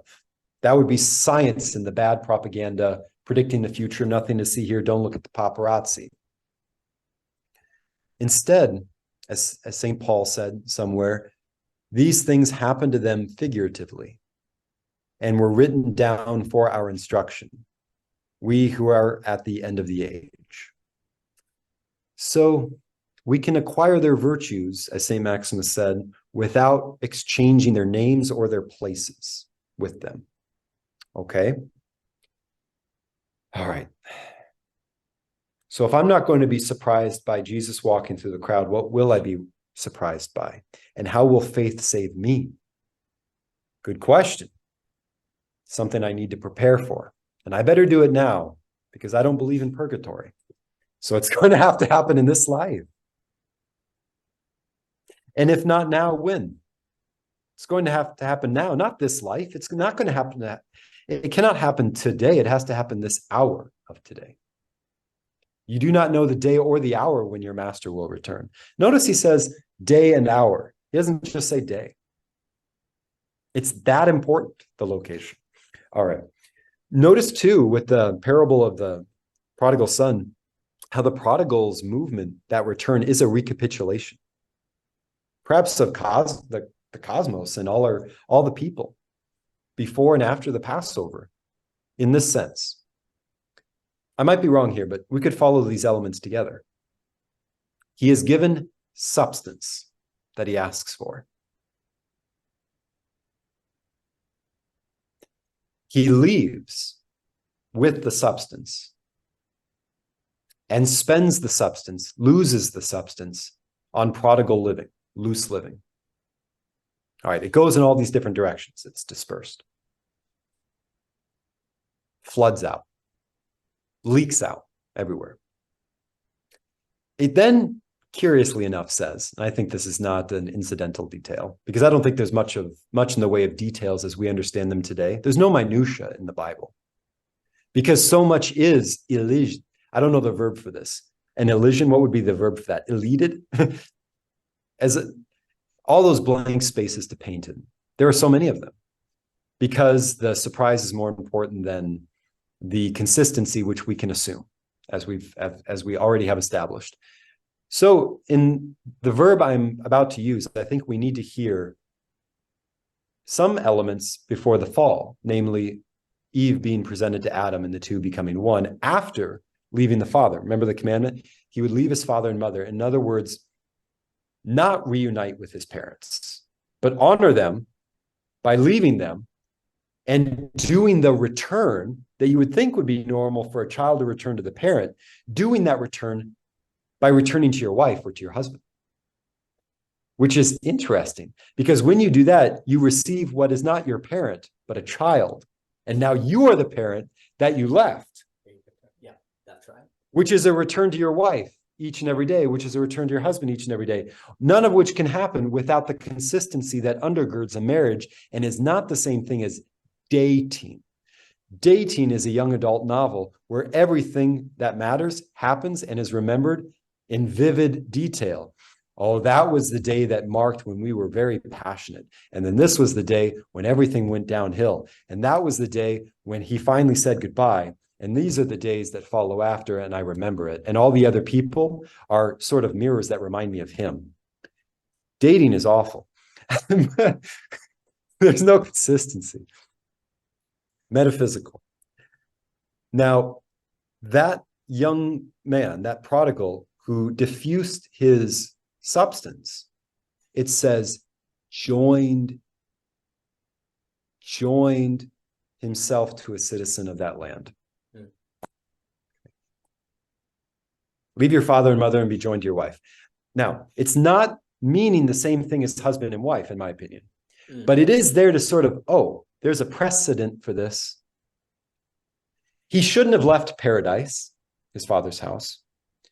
He shouldn't have diffused his substance away. And he shouldn't have joined himself to a citizen of that land who is not his wife. And we are trained to see this precedent in the books before, when it says, when Abraham said, he will not marry any of these women. These are foreigners. Go to my homeland. So he joined himself to a citizen of that land. It didn't make any sense. It wasn't a woman.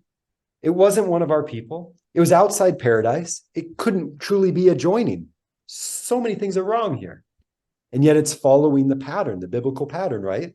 But it's colliding with it. It's surprising us that the thing that normally happens as a surprise, this guy's just going through the motions of. And then the coup de grace. This person that he's joined himself to, he has pigs. He's a pig farmer. In a way, it makes all too much sense. Because then this person that he's joined himself to sent him out to feed the pigs. I mean, really, this poor prodigal. The unclean of the unclean of the unclean. And he's serving them. He's feeding them. He's giving them life. And no one will give him anything. It's there that he says to himself, it says that he came to himself. There's food. The servants that my father has, they have enough to eat, and here I am starving. I will arise.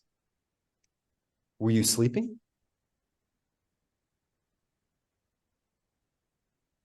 I will arise and go to my father. Why am I saying all this? Why am I drawing this out? Because we know the ending to the story.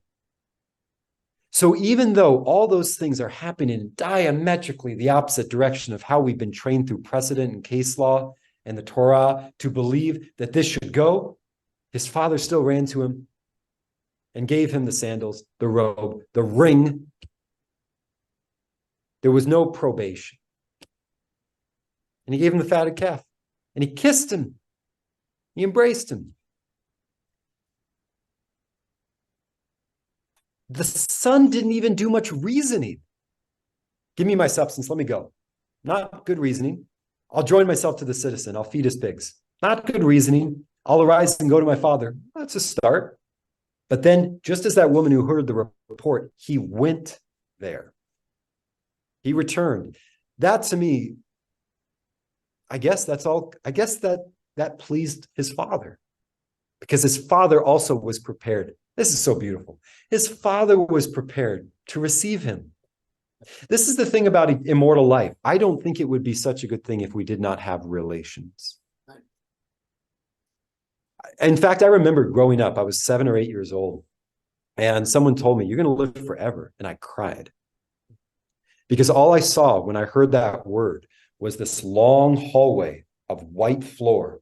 And I said to myself, this is it. I'm just going to walk down this hallway alone in this white room forever. That's terrible. I would want to die. That sounds very lonely and sad. So I think there is something terrifying about immortality if we are not prepared to receive Jerusalem coming down from heaven as a bridegroom, or as a bride to the bridegroom, right? But that the father was prepared to find his son, I think that speaks to the humility of the one that we're preparing ourselves for. This isn't one-sided. Wow. I'm not going anywhere in particular with this. I'm living it. I'm feeling it out as I say it. God, Jesus, the second person of the Trinity, wasn't incarnated just any time. It wasn't a date. It was prepared for. St. Paul says, in the fullness of time, he came in the womb of a virgin, under the law, to release us who were bound by the law. He prepared to receive us as we are preparing to receive him. My goodness. No other religion on the face of the earth would dare to say so much about immortal life. Every other religion by comparison is so austere, right? Because immortal life is a fire that it is a fire. It's too much.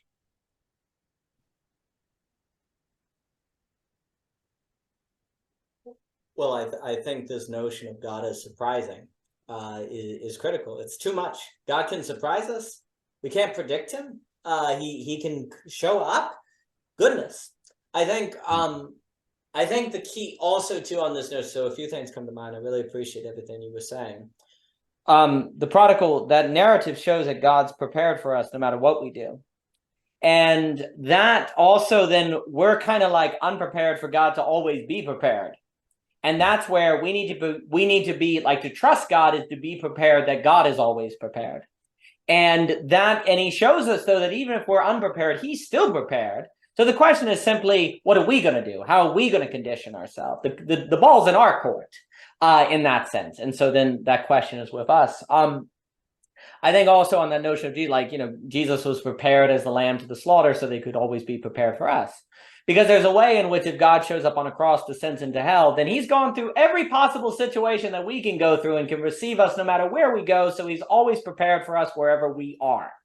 There is no place that God has not gone. And therefore he's prepared for anything that we may go. Like whatever foreign country we go to, he's ready. He's prepared for that.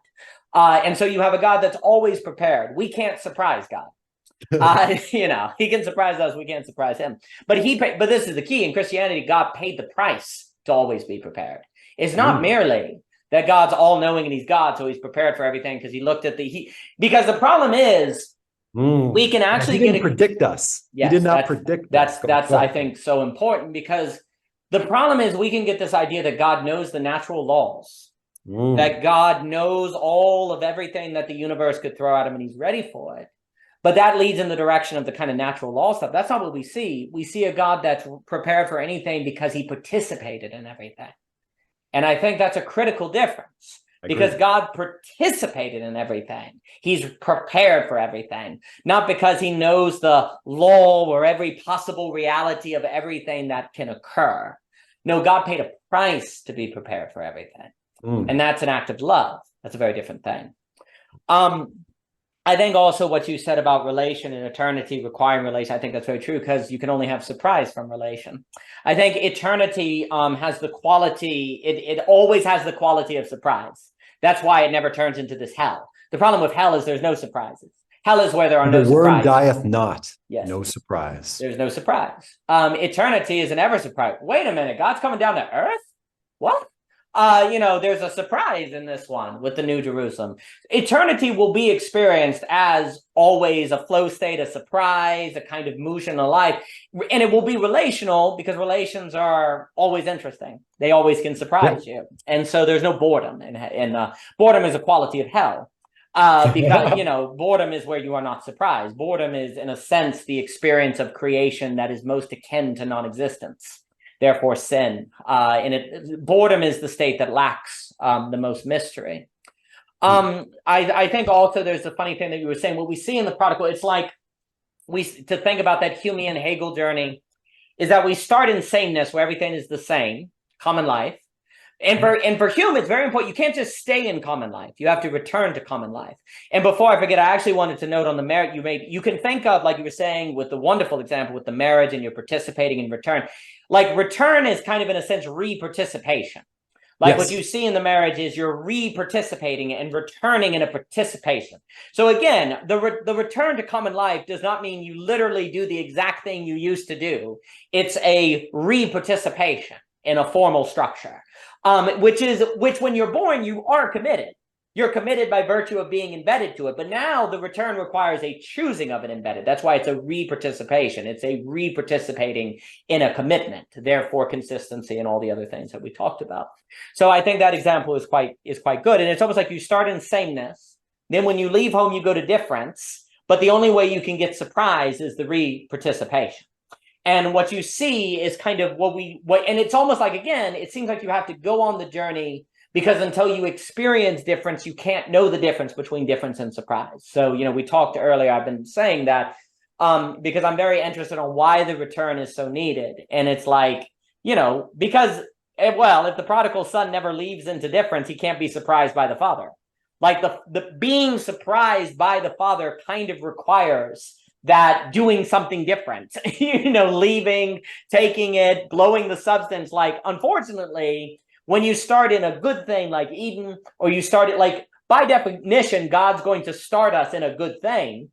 So kind of the only way we get difference, if we're not able to recognize that, is to fall.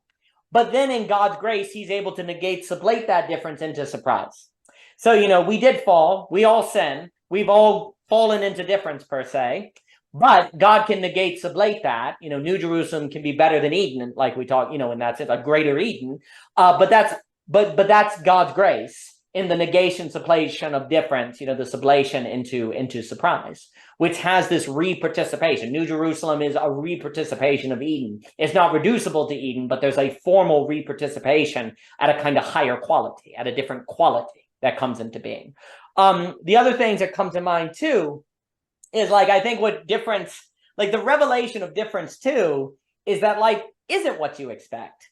It's not what you expect. When he goes off, it's I thought out here would be great, but now I'm eating with pigs. Oh, well, now you understand that life's not what you expect. Well, what if we told you that life's not what you expect? It's a surprise. And so you get that move. Yeah. So it's life's not what I expected. Life's not what you expected. And so the funny thing is, the fact that life is not what is expected is simultaneously our discouragement and our hope. That's also with that discouragement and hope. Father, give me my substance. Give me what is mine. I am hungry. That's all that he didn't say. I am hungry for experience, for the world, for difference. Name it. There's a tone. I am hungry. I'm in between two pigs. I have nothing. I am hungry.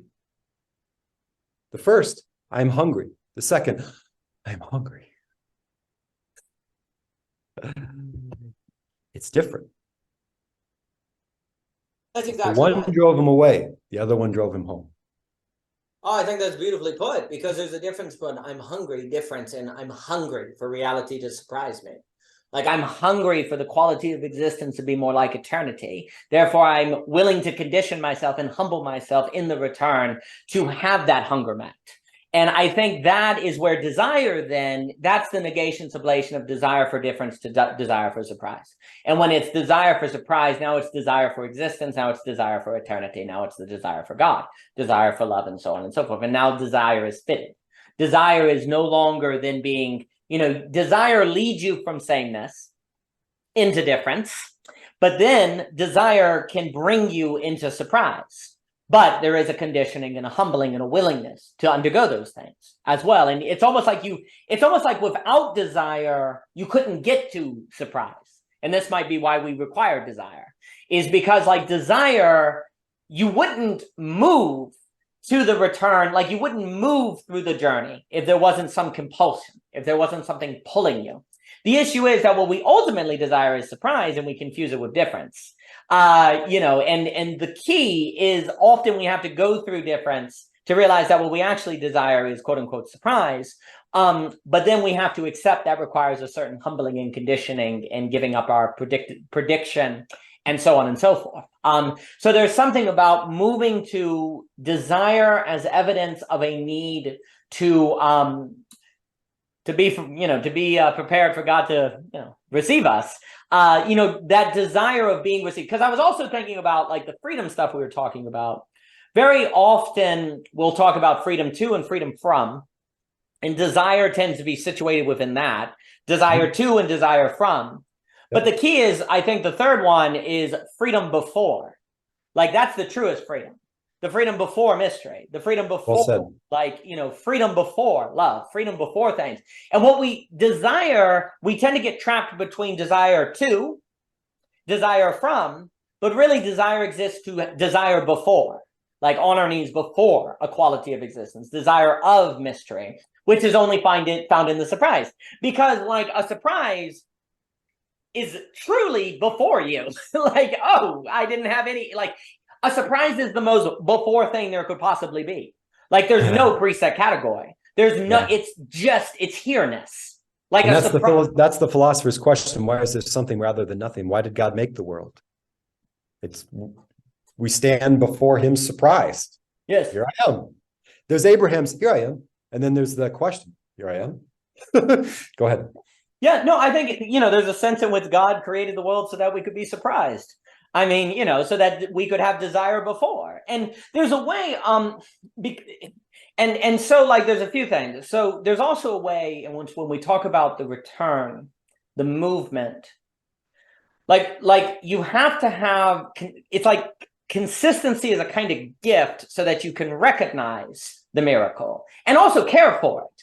Like if you didn't have the consistency, then when it emerged, you wouldn't care, right? Yep. Like, yep. You know, it wouldn't have care. So consistency is a grace.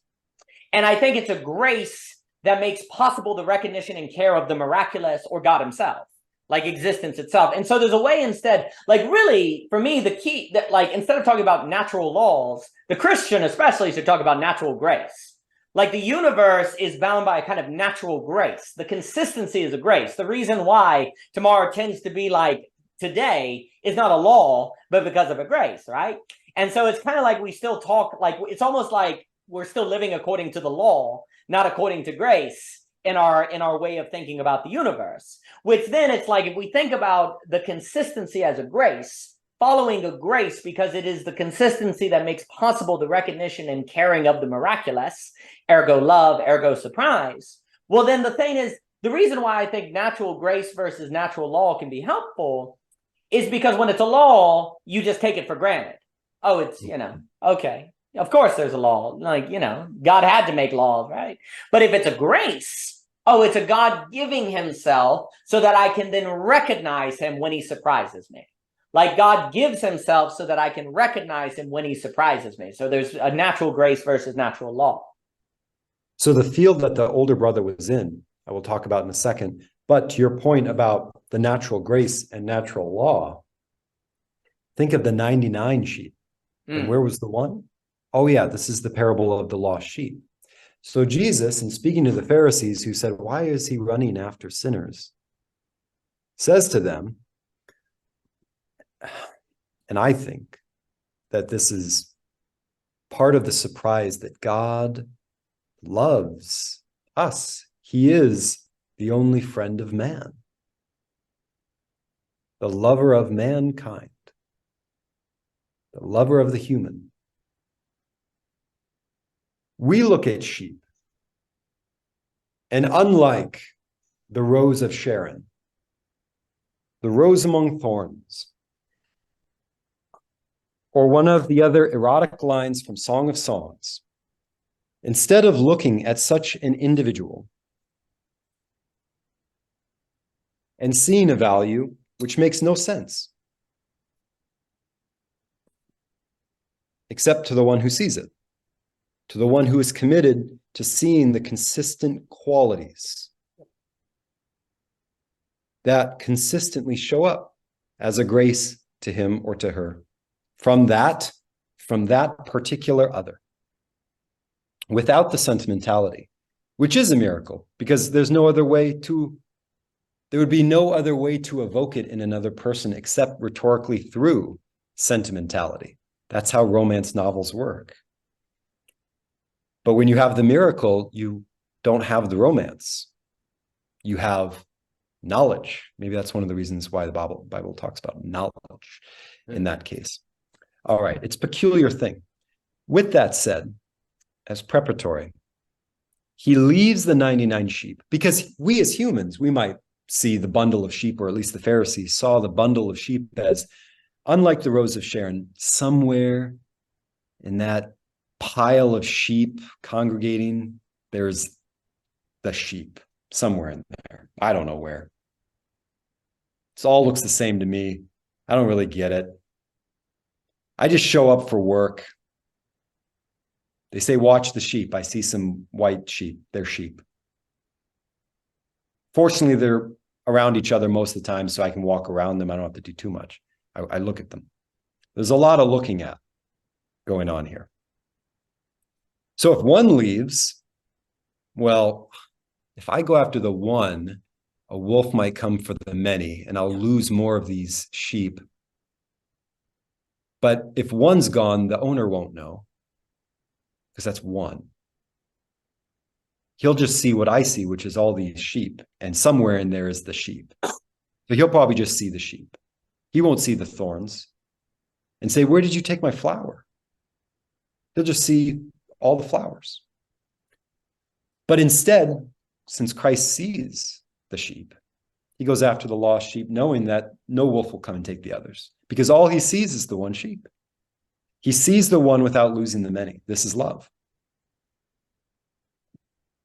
And that's how, oh, Kierkegaard would enjoy this. That's how he can return without any psychological trauma or regret or worry, with that one sheep over his shoulders, thinking, you know what? I did a good thing for this sheep. I saved it. But what if a wolf came and took some of the others?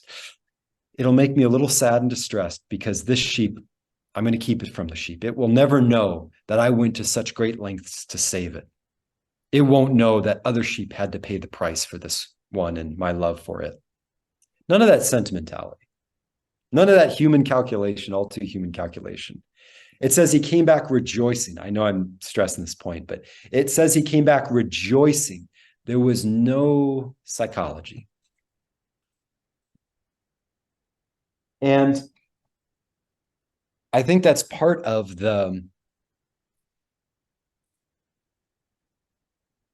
he's always ready for us, as you mentioned. God is not a calculator. Well, if I do this, then it will hurt her. And if I do that to her, it will hurt him. So I'm just going to middle everything. Everything will just be middle. No, somewhere in there is a sheep. No, it's actually not that at all. We sell God far too short. We don't know him if we speak that way about him.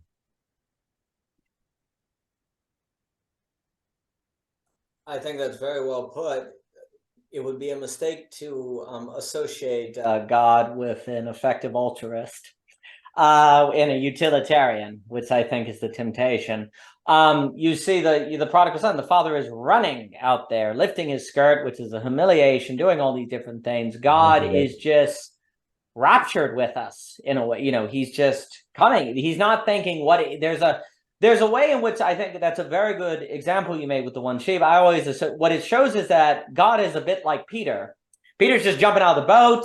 He's just running. Like, there's a kind of recklessness to Peter, which sometimes, and yet that's the rock, right? And so there's a kind of like reckless, which sometimes it gets Peter into trouble. Mm-hmm. But it's interesting that the recklessness or the lack of thought is not necessarily ever, it's never like brought out as a sin.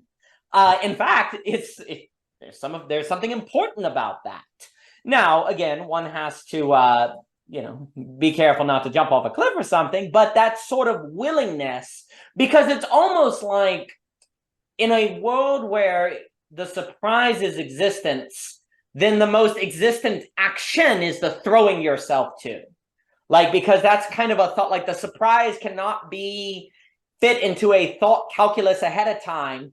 The action that just goes because you're seeing the love is also a kind of non-thought act that is not like thoughtless, but it's a kind of transcendent of thought. It's kind of the point of thought. Like, the point of thought is to be in a place where you just give yourself entirely over to. I think it also, with that parable, is a good example, because it suggests that if there was just one person in the entire universe, God would die on the cross.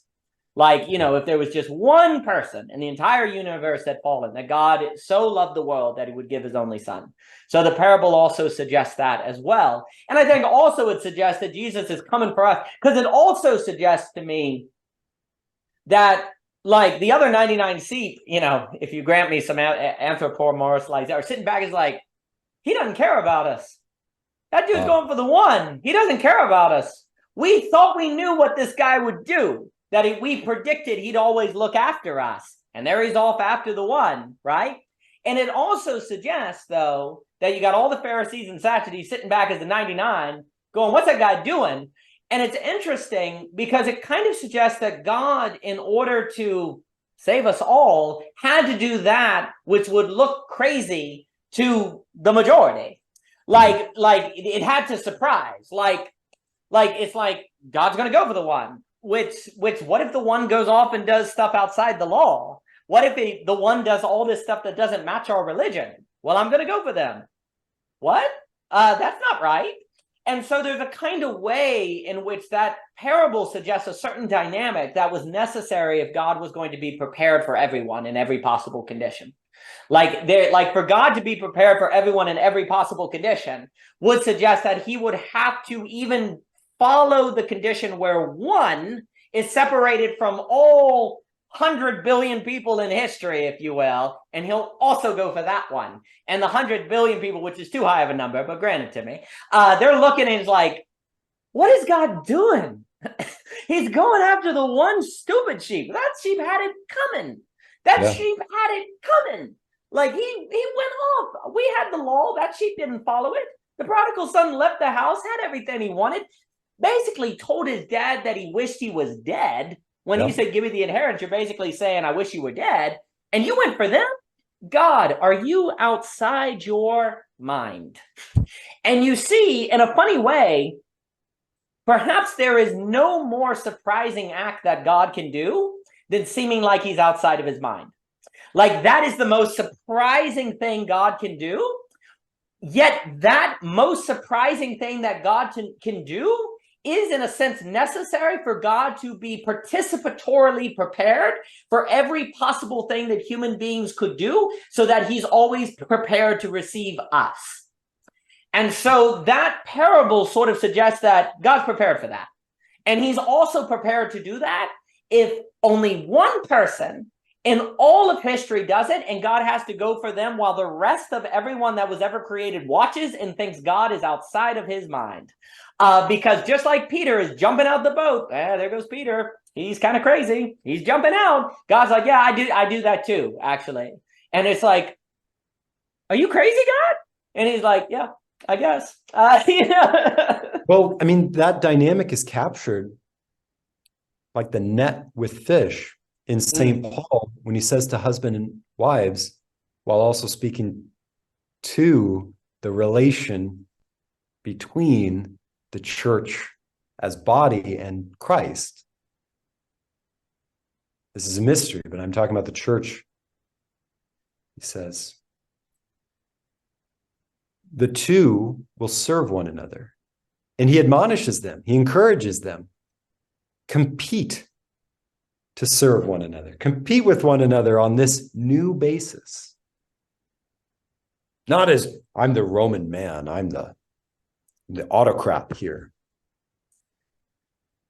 But the two are trying to dominate by being submissive to, that is to say, I'm better at following you than you are at following me. You'll serve me, well, I'll serve you more. Well, I'll serve you more. I'll show you, I'll serve here. Whoa, didn't expect that. Well, let me surprise you over there. To me, the point of it is to be illogical. You can't, after a moment drawing out or elaborating of that concept, you say it's silly. That's unthinkable. I can't picture that. I don't know what that would look like for a lifetime. Good. You've understood what I'm trying to say. It's impossible to picture a movie of that and say, oh, that's nice. You can't, wow. You can't, oh, my icon. You can't watch it reeling, reeling, in front of your eyes or behind you over your shoulder, reeling, eating your popcorn. Well, it's a nice escape. And then when I'm done, I'll go back to my real life. No, it's the only way to get what Paul is saying, in my opinion, and to get past all the tensions that philosophers might spend a lifetime in their academic post devising other metaphors for to distract. The only way to get what Paul is saying is to participate in the consistent inconsistency of that new life together. And it has to be voluntary on both sides. And that was a marriage unthinkable by a pagan. Because there was too much. It would be too much. It's impossible for human strength. God would have to have invented it, have made it possible, have shown us the way by doing it with the church himself. As you said, hiking up the embarrassing thing the Father did.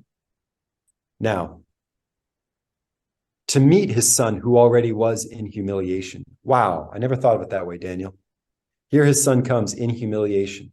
The Father, so as to sort of, hey, I'm there with you. I love you. I can feel it. I'm communicating with you in a formal level about your informality. So here, let me run after you, hiking up my thing. I'm here. I found myself saying for the last few weeks when I pray, I'm here.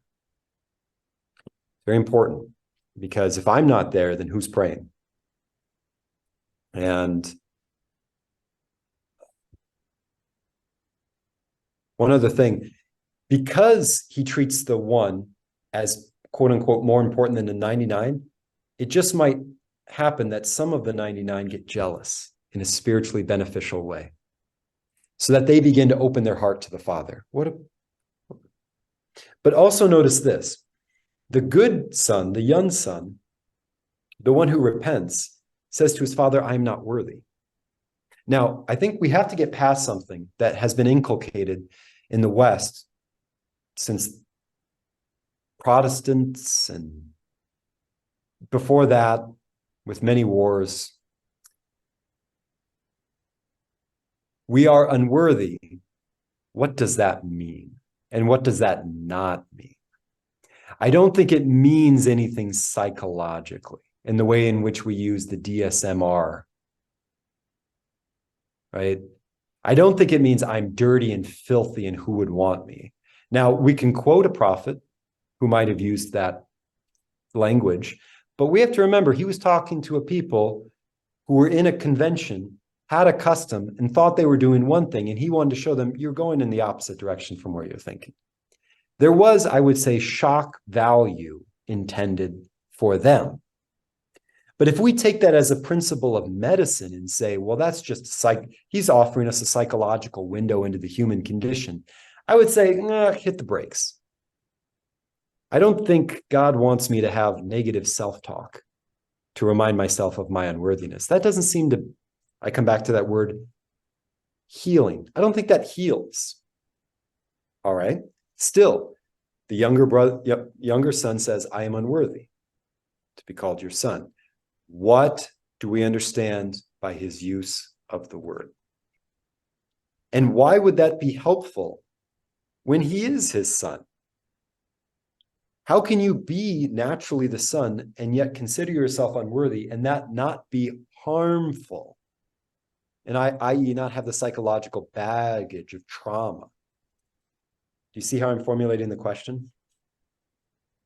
So maybe with a few more minutes, I think I have about 15 minutes of awakeness left in me before I need to rest and go to sleep. What can we do with that word unworthy? Marvelous. And I always enjoy speaking with you, and I should probably go in 15 minutes as well. It's just the time always has the quality of that eternity that surprises in its passage. Likewise. So I appreciate it. So a few things. I always took the unworthy to kind of be speaking to and I agree that there's a lot of trouble that has emerged with this emphasis on unworthiness and unworthiness performance that can kind of emerge in some Protestantism, et cetera, so forth. Notably, unworthy in the sense of being the son, as in to be your heir, to receive or to be in your line. And that's why when he gives him the ring, it's such a big deal. He's basically saying, no, you're not. And that's like the unworthy has to be connected with God saying, no, you're not. And you see, if you don't, then it has this kind of performance element too. And also the key is with the ring thing, that's a recognition of an already existing reality. It's not that putting the ring on meant you're now worthy. It means, no, you were always worthy, and I'm going to remind you of that. It's a recognition of a pre-existing. So the key is that there's something about the human that may need to think of themselves as unworthy of God, but to the extent that they realize that they're always already worthy of God because the Son died for you. So those are the kind of things that have to be balanced. But unfortunately, what can occur is a certain, how do I prove that I think I'm most unworthy so that I can receive salvation? And that's where you've got to have that remembering of it's the ring is the recognition that you always were worthy in my eyes. The Father is saying that you were never unworthy, that you're not, because what the problem is, if you read it that way, you're saying the Father is putting on the ring because the Son thinks he's unworthy. That's the mistake. Yeah, I see. That's not what's going on. Almost a bad secular reading would be, The son manipulated the father's emotions, and the father wanted his son to feel good. So he pacified him with an object that had some meaning.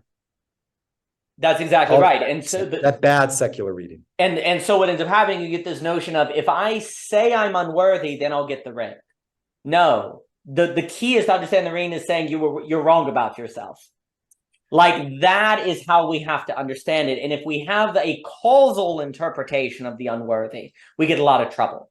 And so that's how I think that's been misunderstood, in my opinion. I think, one quick thing to that too. Please. One quick thing to that too. I think we also see in it the liturgy of their relationship, and by extension, the liturgy of intimacy. In the West, after the 60s, the notion of intimacy has been warped.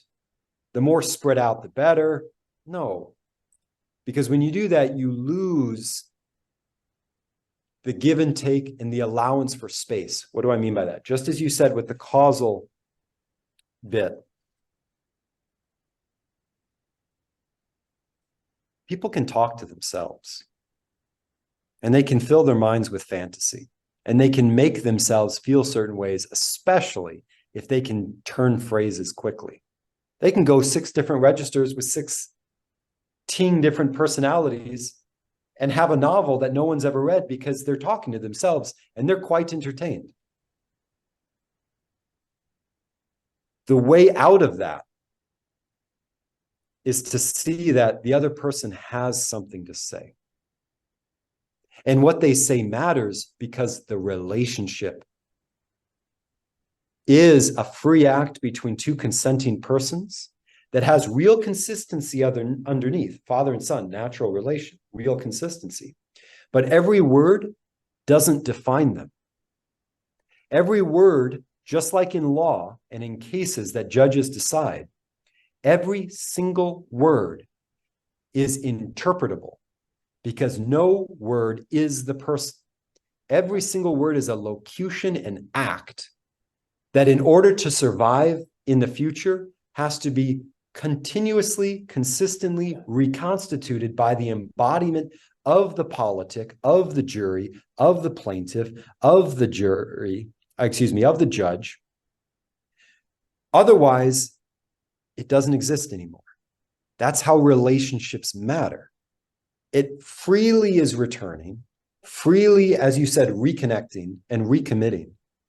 And it's as if for the first time because it is, but also it's familiar because this is why we have the words, we have the formalities, we have the inheritance. The point of the inheritance, just like the ring, is not that you would have an inheritance, but that you would know I love you and you're my son.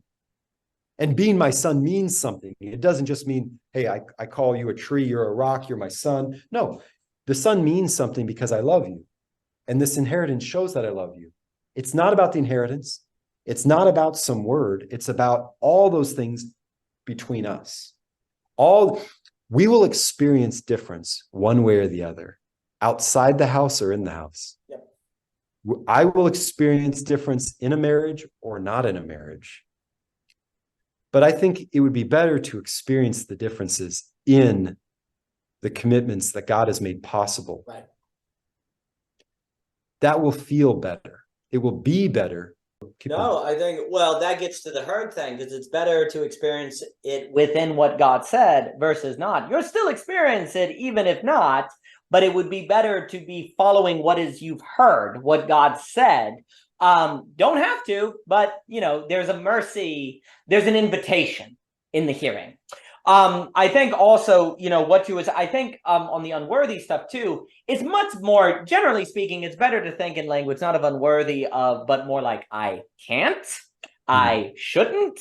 The unworthy language is kind of unnecessary, and it does have some risks in the ways that those psychological risks that you were saying, like I can't predict the future. It's kind of funny because one of the problems actually with the unworthy stress emphasis is that it doesn't tell you can't predict the future. So you can say all day long that I'm unworthy as you proceed to act like you are worthy of knowing the future. That's the problem. It can function self-deceptively because you're actually, by thinking, I don't think I'm worthy, Okay, but you're acting like you do by not preparing and planning and predicting and having idea, all the different mistakes that we said earlier. So there's a danger in the unworthiness that it can actually, ironically, function into self-deception if you're not careful. In addition to, there's a weird thing where if you say to yourself unworthy, you're apparently worthy enough to judge yourself as unworthy.